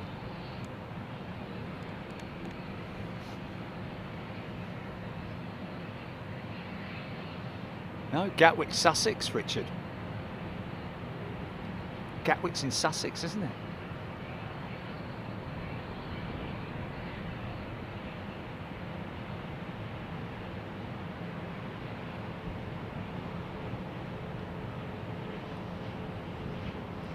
Oh dear, these poor passengers, man. Okay, folks, well, we've just been asked by air traffic control on the ground to do a couple of loops around London Heathrow. So if you look on, you lucky passengers, on the left there, you'll see all the Hertz rent-a-car, and you may be over there in a little bit, who knows, if we ever park this bleeding thing. Passengers on the right side of the aircraft, if you look out, you'll see, well, we're just coming up to some fuel dumps now. It's quite interesting.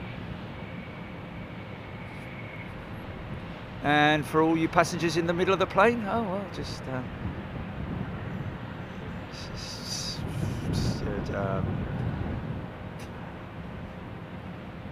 it's really annoying, isn't it?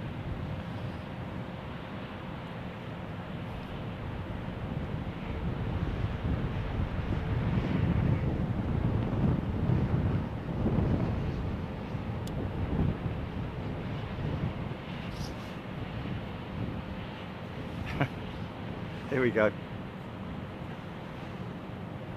He's just about to start his second lap.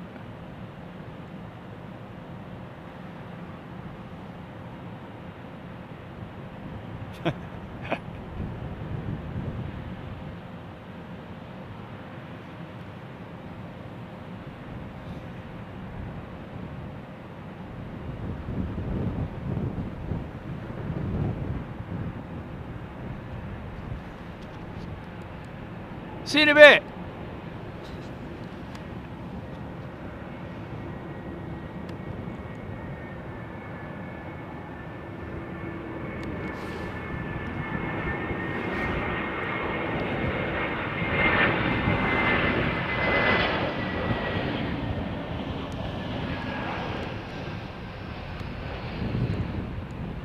Oh. Okay, we've got cabin crew Mike lining up on the departure runway. Ah, on the Virgin jet, yeah? Okay, here he goes.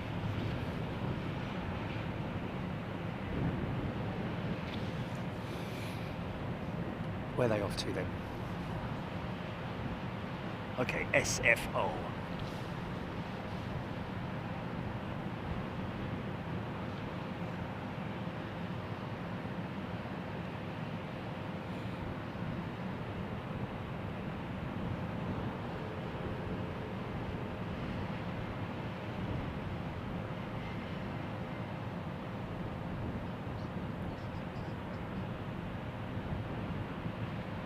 Okay, right.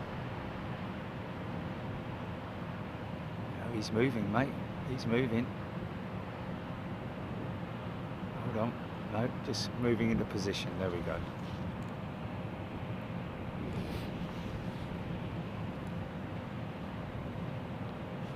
Sarah Bolshoi is actually waving from San Francisco.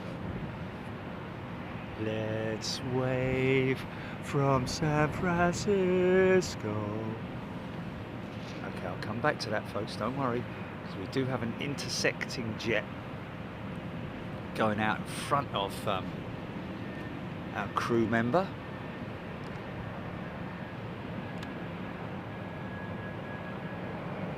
In the meantime, A339, probably Delta or Virgin, one of the two.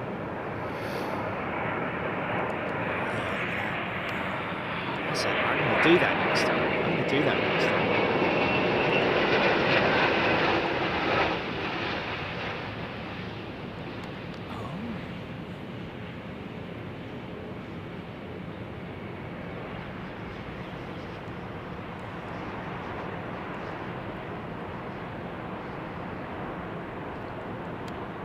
Is that BA227 that we just filmed then? Oh. Oh. Oh. Let's go round again. There she goes.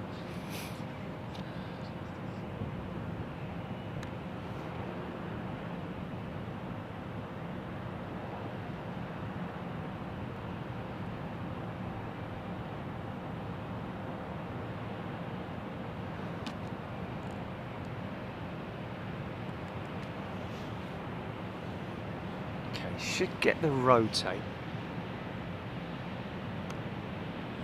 just at the point of touchdown of this 350, depending on how heavy or light they are, but it's a Dreamliner, so it'll probably use quite a lot of runway.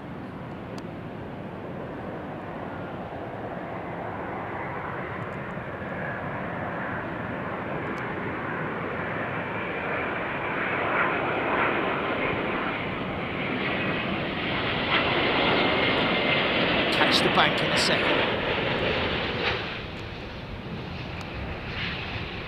Yeah.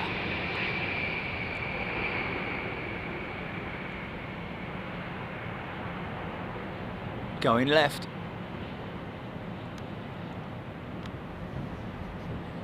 I love the wing, the finish on the wing of the Virgin jet, that white coating. I think it's the same on all 787s, but it just stands out a lot more because of the sort of like it's almost like a pearl finish, isn't it? The white, if you can call it that.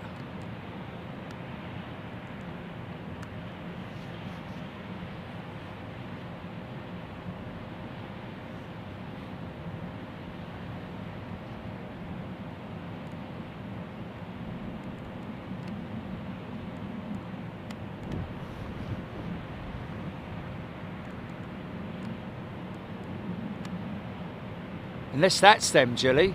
It's one after the other.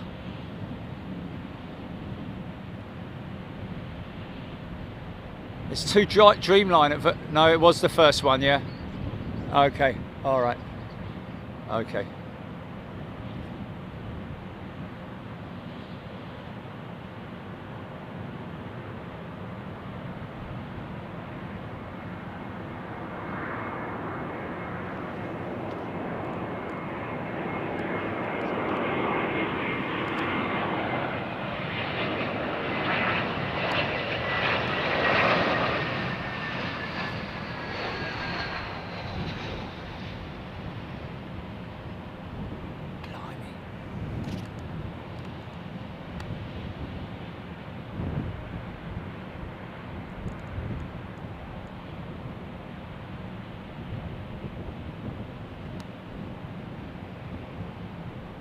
Look at that wing flex on the 350, man.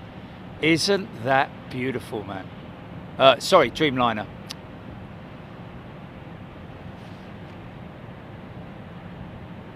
Just insane, man.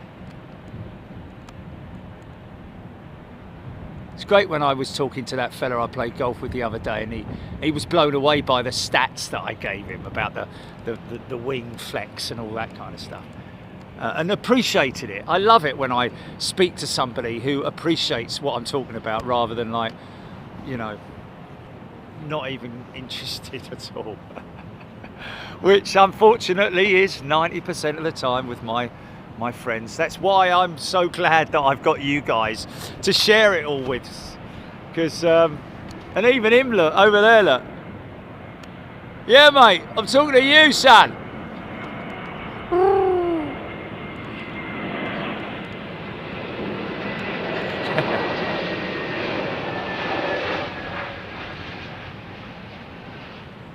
That's the dove from above, that is. Oh, another fast taxi. Looks good, doesn't it, that sort of shot there, man? That's clean, isn't it? I bet that looks clean on your big TV.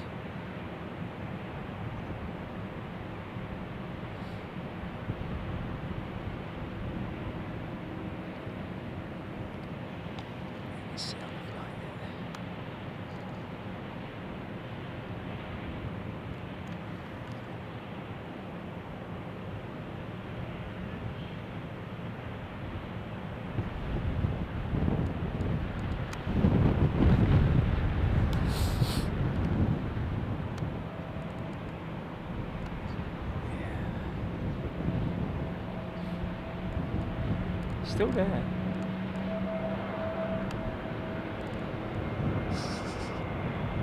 It's like the owl, isn't it?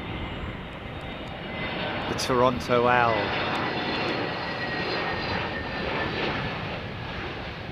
Pigeon.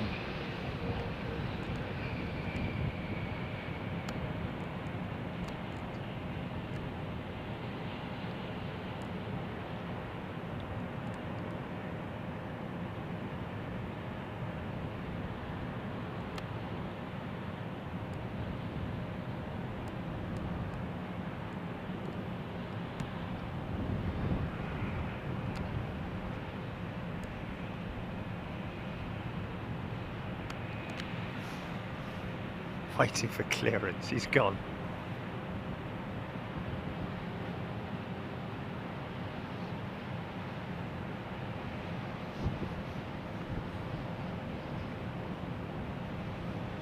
Okay.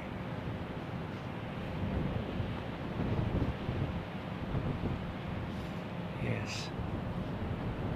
I definitely am a case of Billy No Mates when it comes to people that I know. Mind you, I have to be honest with you, man. The amount of people I bump into at Sainsbury's and Tesco's now, it's quite remarkable, really. Quite remarkable. And on many an occasion, I have to say, my son loves watching you, and this bloke came up to me in the parking lot today at Sainsbury's, and his son loves watching me, and he did a video chat just to say hello and all that kind of thing. And yeah, it's great. It's great to know that the youngsters love it, as well as all ages, really. But the youngsters who are going to get into flying one day, which is, you know, you can do it. And trust me, the world is your oyster if you become a pilot, man. I'm telling you.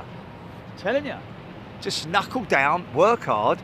It's only for like 10 years or so. It's enjoy it, embrace it, embrace maths and science and technology and physics and all that kind of stuff. It's great to learn.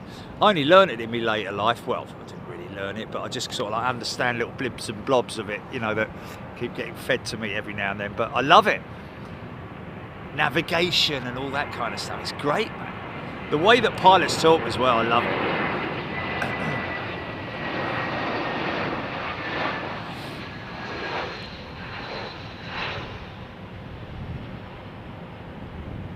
Didn't get any of that with me dad when he was alive, because at a time in my life I didn't really appreciate it or understand it, but I did love the fact that he was a pilot and all that. But I just remember all the time that he used the word negative for no, which is really cool, you know. Not really, but because that way back in the day as well, man. The big wing on the 350, mate. Look at that. Biggest piece of carbon of any wing at the moment of aircraft that are in flight. I think the 777-9 has got a bigger underskin wing element of the of carbon fibre.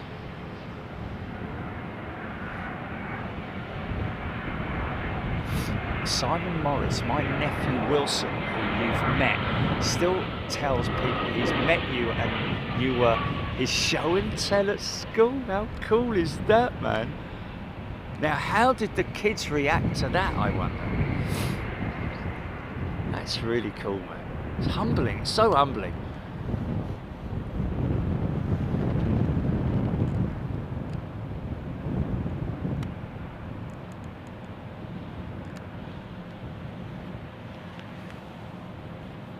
Dreamliner Super Stretch -10. What about it?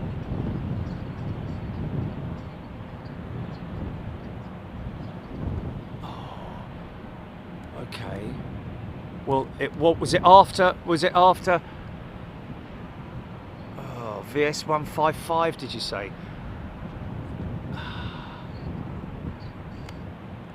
Okay. And it's Nicola, apparently.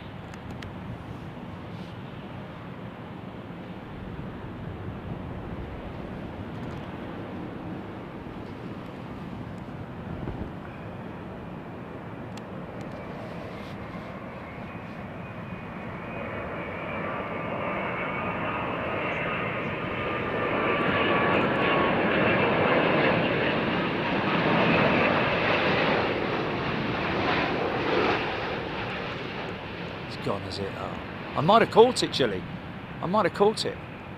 I've been catching quite a lot of departures at the moment because arrivals are a little bit slow.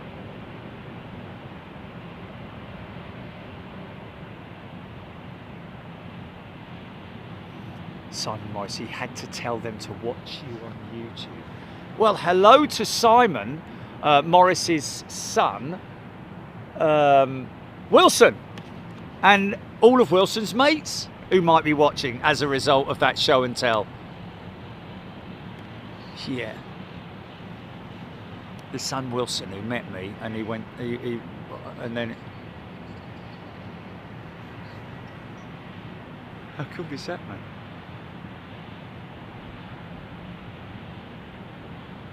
Yeah. Gina Graham. Luckily my partner knows who Jerry is.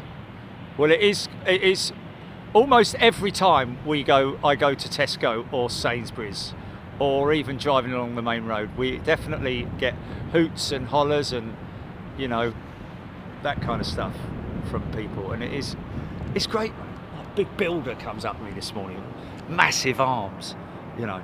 Oh, mate, really like your shows. We watch you all the time. Got the dog there and everything, the missus and everything. Brilliant, brilliant. You know.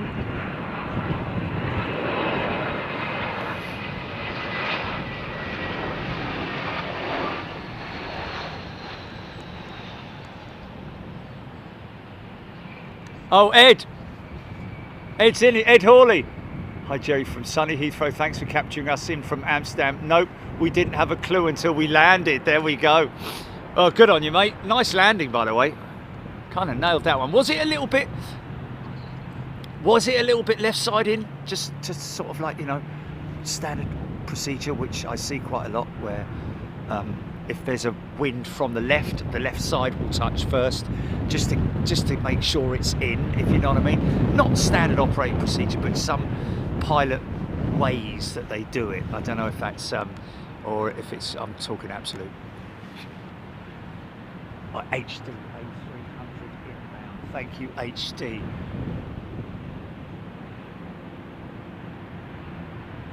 Oh, banger inbound, 8 minutes, Hodgie. Behind you in 2 minutes. Well, that would be easy to see. With her all yellow fuselage.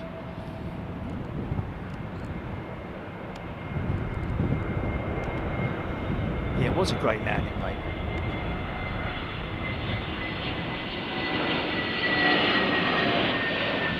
Johnny Posh and Tish watching.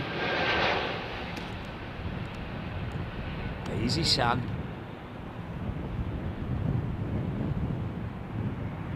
finally got the missus to watch. She still doesn't understand what all the fuss is about. Well, stick with it. Stick with it, Tish.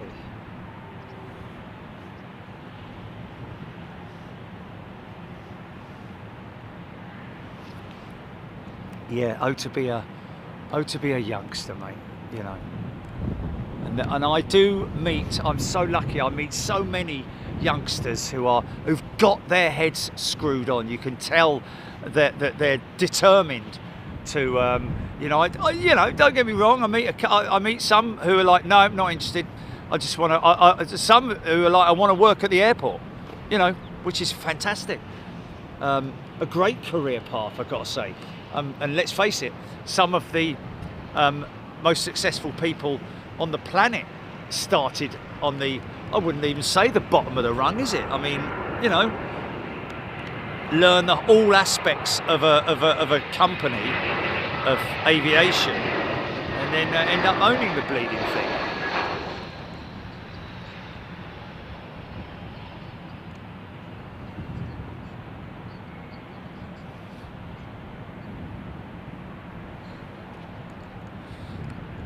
Real pushing back.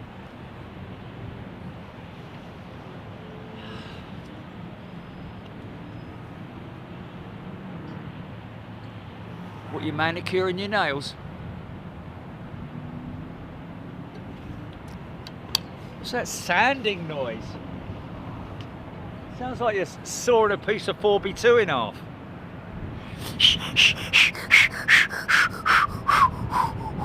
Dink!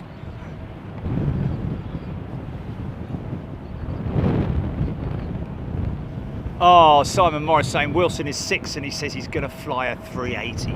Good on you, mate. Good on you. Yeah,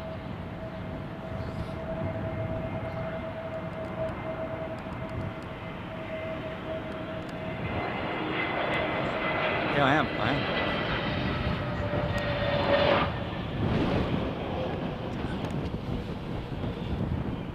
Oh, I don't know. All the time, or?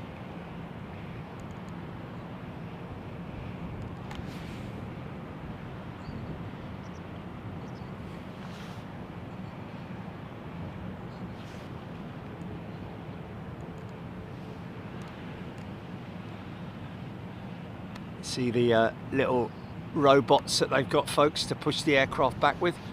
Obviously, they have an operator. Each of these things have got a name as well. These robotic roboteers ready.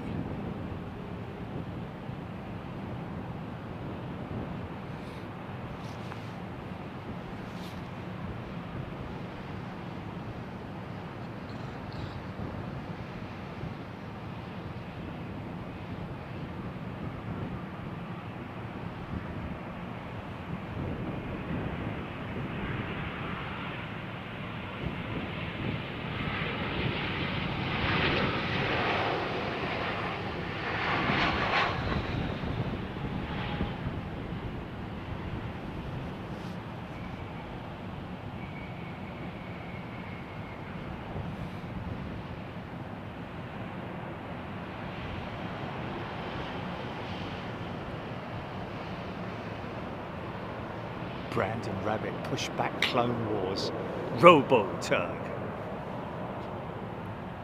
Arrow, beautiful filming day at Heathrow. Yes, Steph Bird, I'm taking it for a walk. Got a big old leash on it. So, looking down the line, and I'm not seeing the 300 yet. But I tell you what I do want to do. I want to watch this for fun, folks. Watch this for fun. Okay, stand by.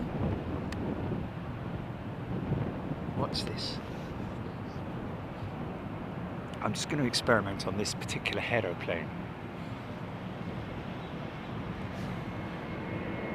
Watch it. Yeah! How cool is that?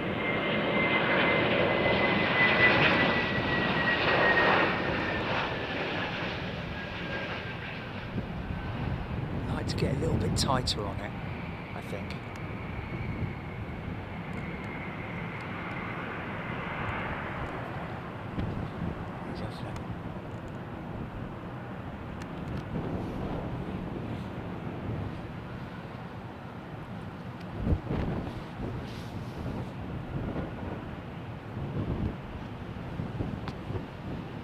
Oh, the A300 was behind me, right. Okay.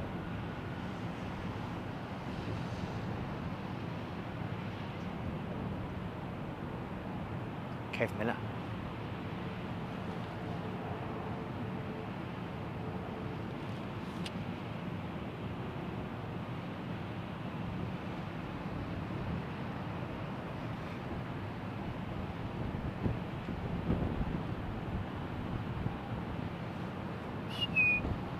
Coming in.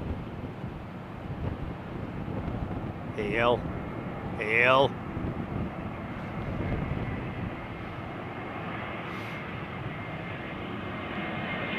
Reflective funk, Susie Q. Morgan reflection was nice. Gina Graham so about FedEx. Okay, what's that all about?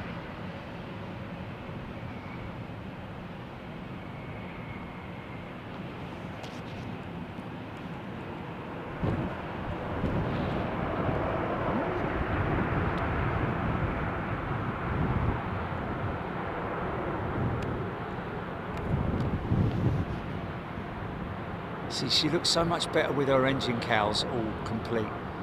But again, if you look at the A321 Royal Jordanian, oh no, the E2 I think it is. Look at the Royal Jordanian E2 and you'll see that the main cabin colour above the cheat line is a lot darker than that. That almost looks faded. Do do do do do do do do do do. We fade to grey. It's about the same time.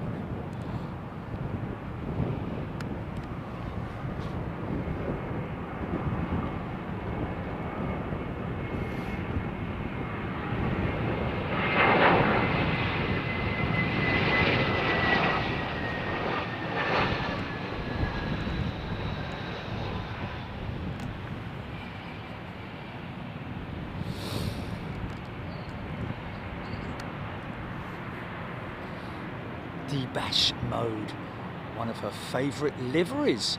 Well, Debash, I would seriously suggest go to Google Images and look up Royal Jordanian E2 jet and see what I'm talking about with regards to the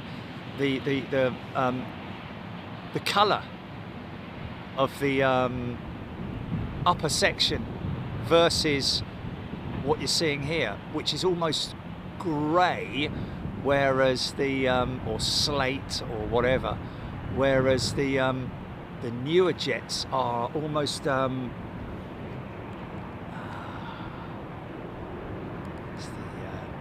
almost like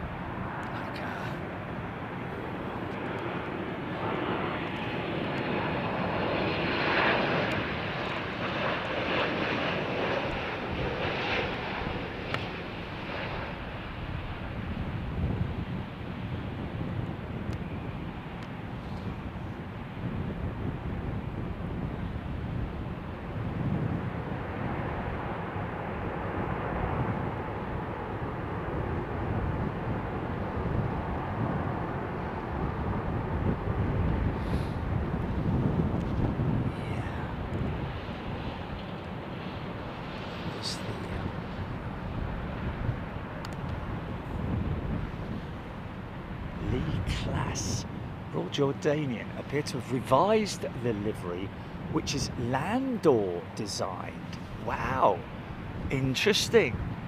So that company's still designing liveries then.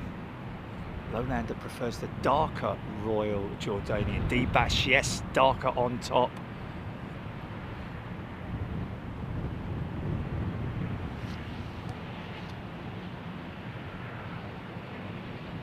Shiny black with the antique gold and deep red. Yes.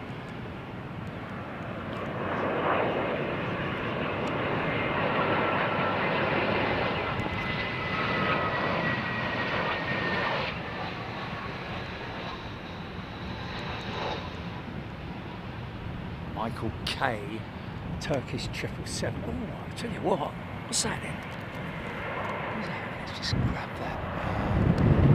On that track there.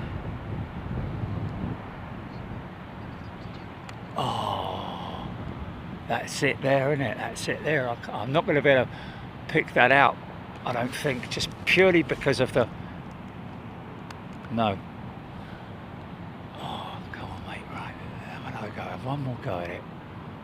I don't know whether I'm in or out on the Zoom, but yeah, no, I'm not going to pick that up. Pick it up when it's sort of like... Oh, we can hear it, though. You can hear it. Did I?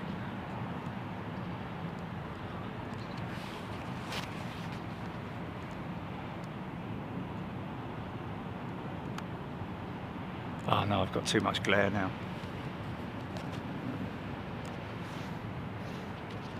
Sun is glaring in the sky. There ain't a cloud inside.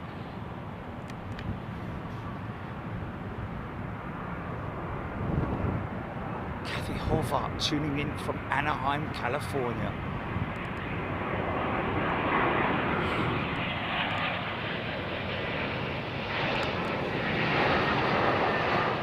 Lowlander, Turkish 777, thank you.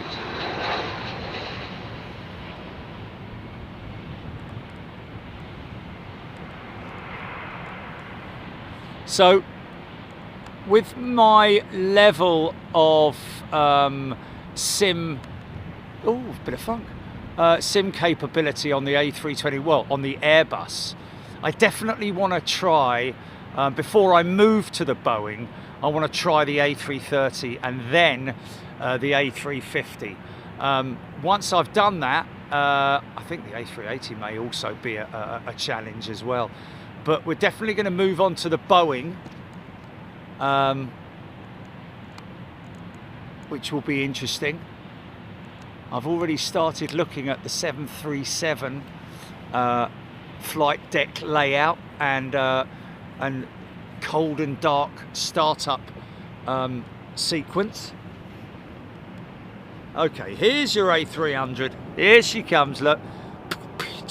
Doing. I'm pretty sure that's her there, isn't it? Yeah. I'm just going to see what the... because it is quite early on, isn't it? There it is, there, look. Yeah, and then we can come back and get to see it. I'll get that right one of these days.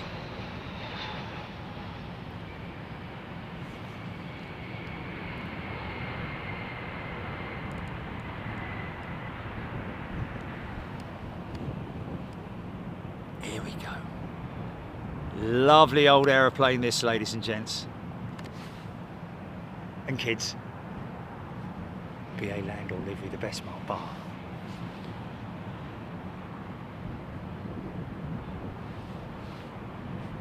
Jacob's tuning in from Colorado. Wow. Wow. Colorado, man. Is that Colorado Springs, isn't it? Where is that?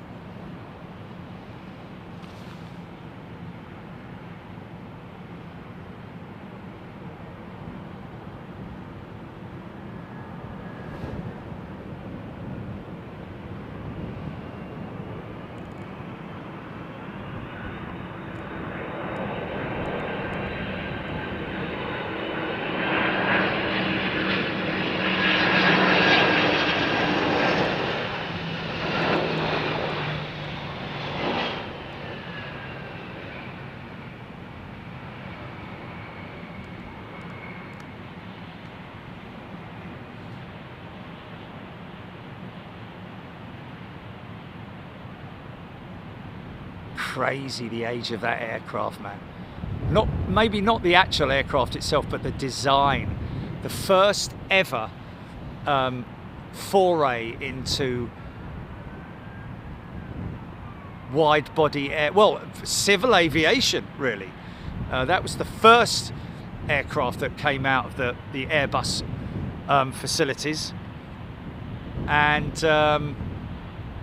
then of course later on the A320 followed, then the 319, then the 321, or maybe the 318. I don't know exactly what order they were, but I know that the 320 was the first, of course, the first to operate with the fly-by-wire system. And glass cockpit as well. Okay.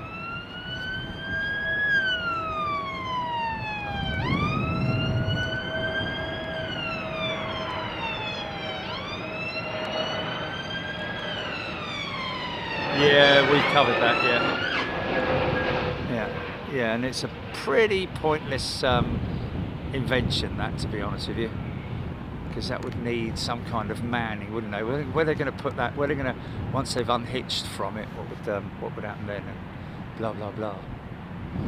Ooh, we could see that deer. Yes, she'll probably go through the cut between the cul-de-sac and the fuel tanks, I think, and Terminal 5's final. So what we got was close out then, GP, potentially.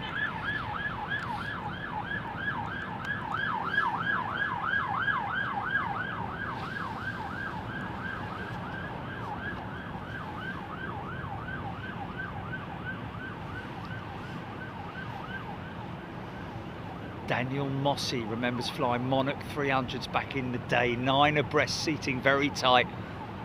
Wow. Well, that's pretty tight. 9 abreast. Mind you, 3, 4, 3B. It's 9 abreast, but 9 abreast. Well,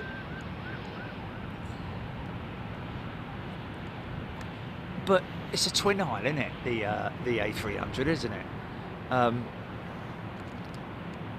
First wide-body twin-engine jet on the planet. That 9 abreast. You mean 333 is what you're saying?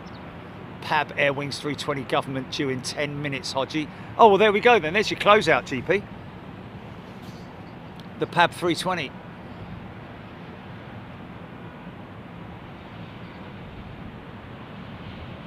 10 minutes.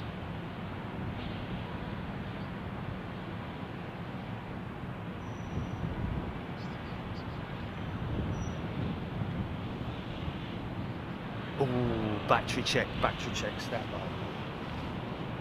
49 minutes on the battery. Okay, check mics. Yeah, mics are still on green.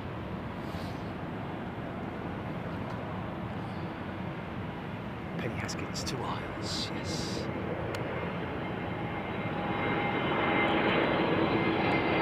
Okay, stop doing that now, Jerry. Oh look, he's out of alignment, look. Send that one back, mate.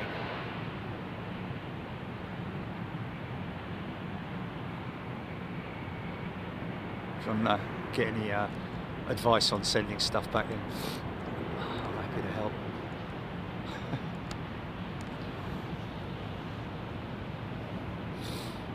NDC Vegas DC 10252.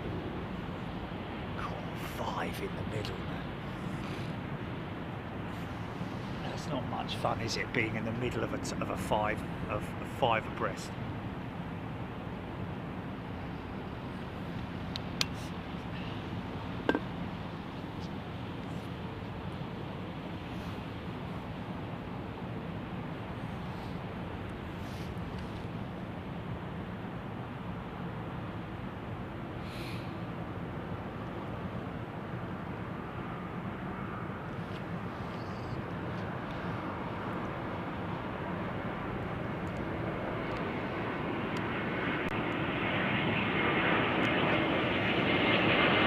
All the way from hell.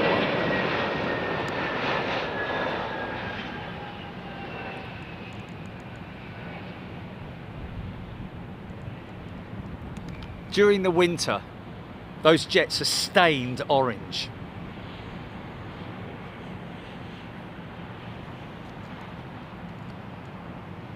From all the de-icing fluids. Crazy de-icing pad at Helsinki. We visited it before, and it's busy.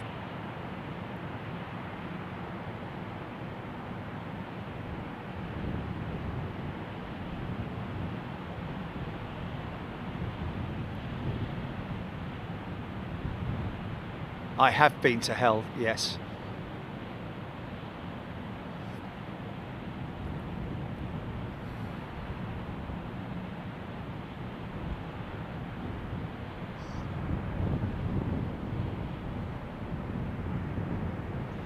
see if we let me sacrifice. Oh no, it won't happen. It's quite far away, that cloud, isn't it?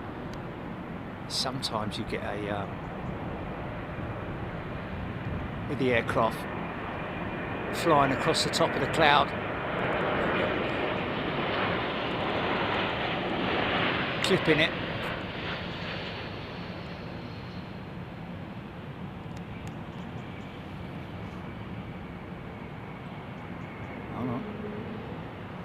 Still might happen. Wow, look at that big old lad turning across the top of him. Yeah, man. Isn't that beautiful, man?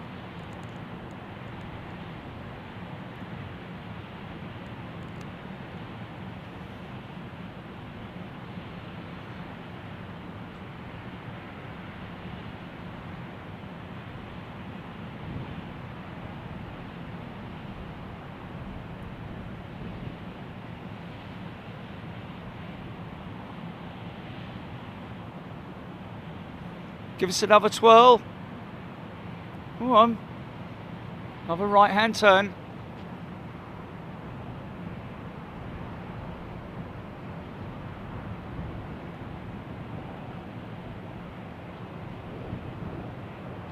No. Right then.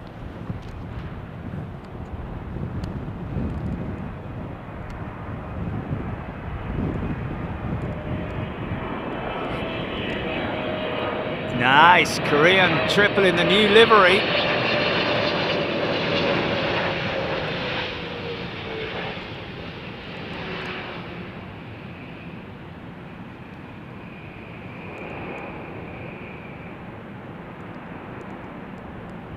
Turns out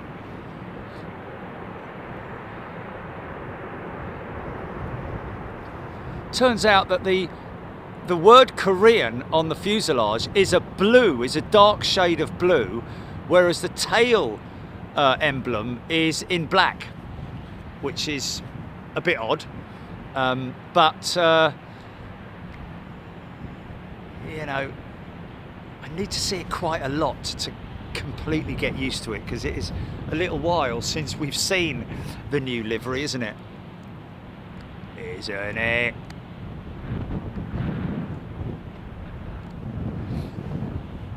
Oh, could get funky here.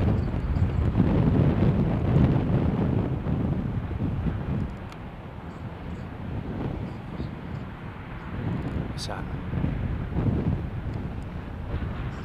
Yeah, it's at like 8 o'clock or something like that. Yeah. No! What, 7.5?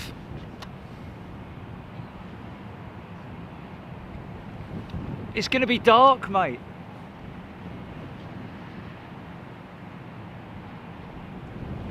Oh, mate. We saw it the other day, didn't we? Parked up at gate.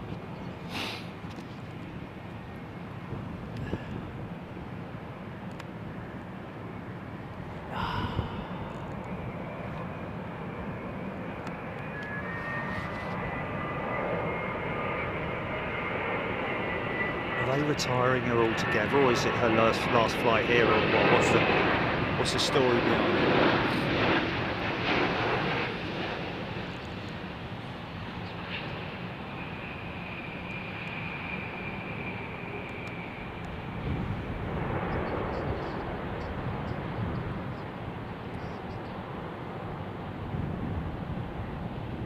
Oh, mate, why did they have to bring it in so late?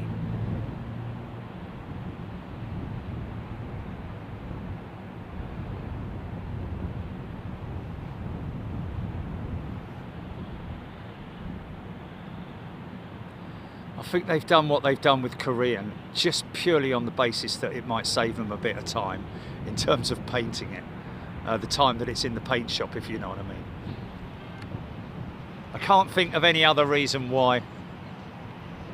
Yeah. I can't see they're going to sell bucket loads of the models at ARD, to be honest with you. Other than to like fanatics of just liveries in general, whether they like them or not.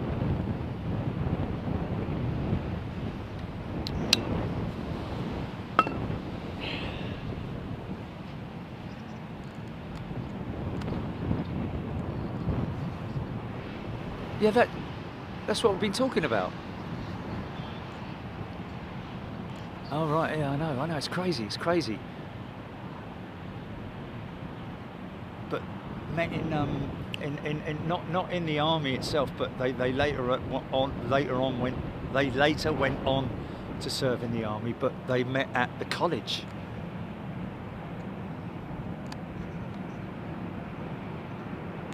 Brett Marshkoff, innit? It is. Wow, that is insane, man.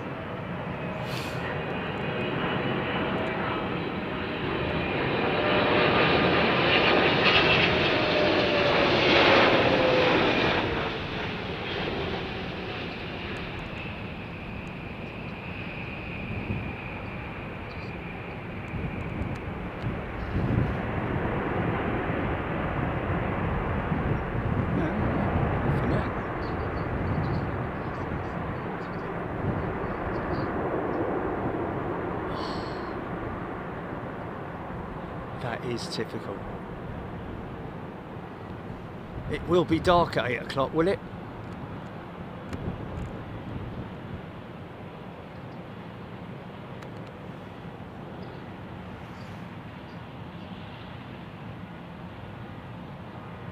Right, well, I'll tell you what, potentially what we could do is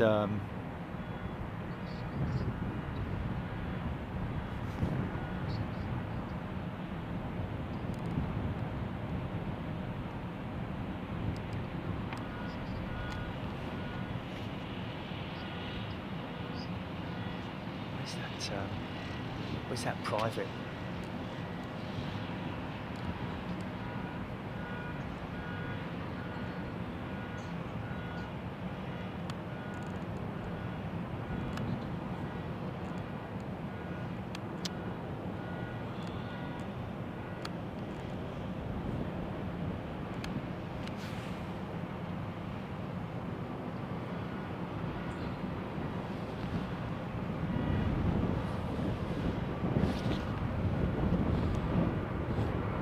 Two out, as in this one here, I'm focusing on here.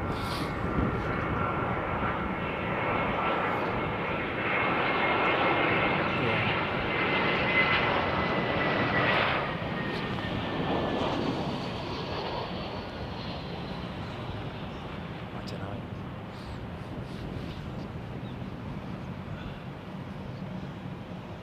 Completely dark, or getting on for dark, or like dark as Ace of Spades dark, or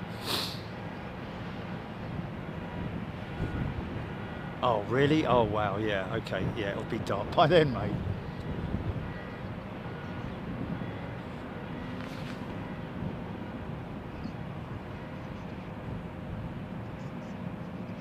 Pitch black by 8:54, did you say?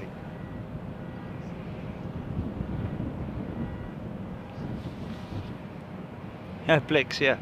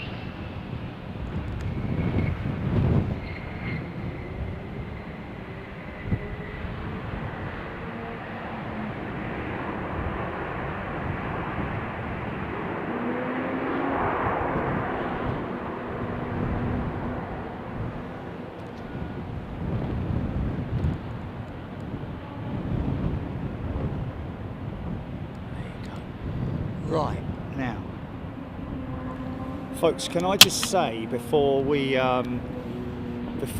go off air, a big shout out to everybody who's got involved in everything today.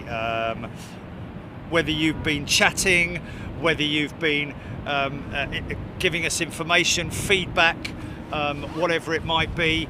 And also a huge thank you to all you wonderful, generous people out there, for Stephen Luscombe, who we lost just last week, who we had no idea at all that he was involved with the band Blancmange, the keyboard player.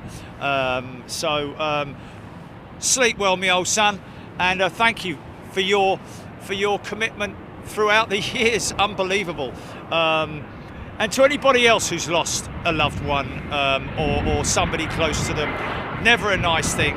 Heart goes out to all of you guys. But thank you everybody who's gifted.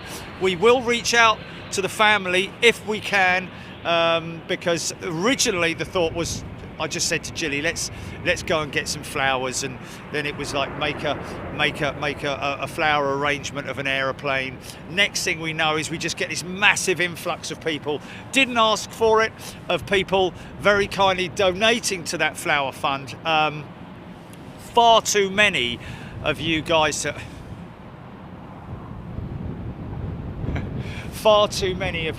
mention. So we are going to also dedicate just a short live to say thank you to all of you folks who we will read out. Don't feel left aside, anybody who didn't give to that. We're very grateful to your contribution, whatever it might be. So thank you everybody who got involved in that and who gets involved in Big Jet TV. And maybe later, folks, just because I can do it, I think 09. Oh, look at that. Oh, am I going to get that? I got a funky shot on the 380. Kind of. Anyway, yes. So we'll see how things go, because the Icelandair 757 Aurora Borealis livery is flying its last flight into Heathrow tonight.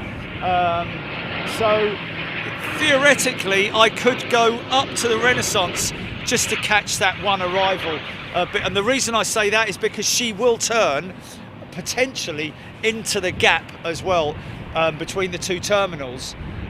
Just trying to think. Yes, and she'll park up with her tail.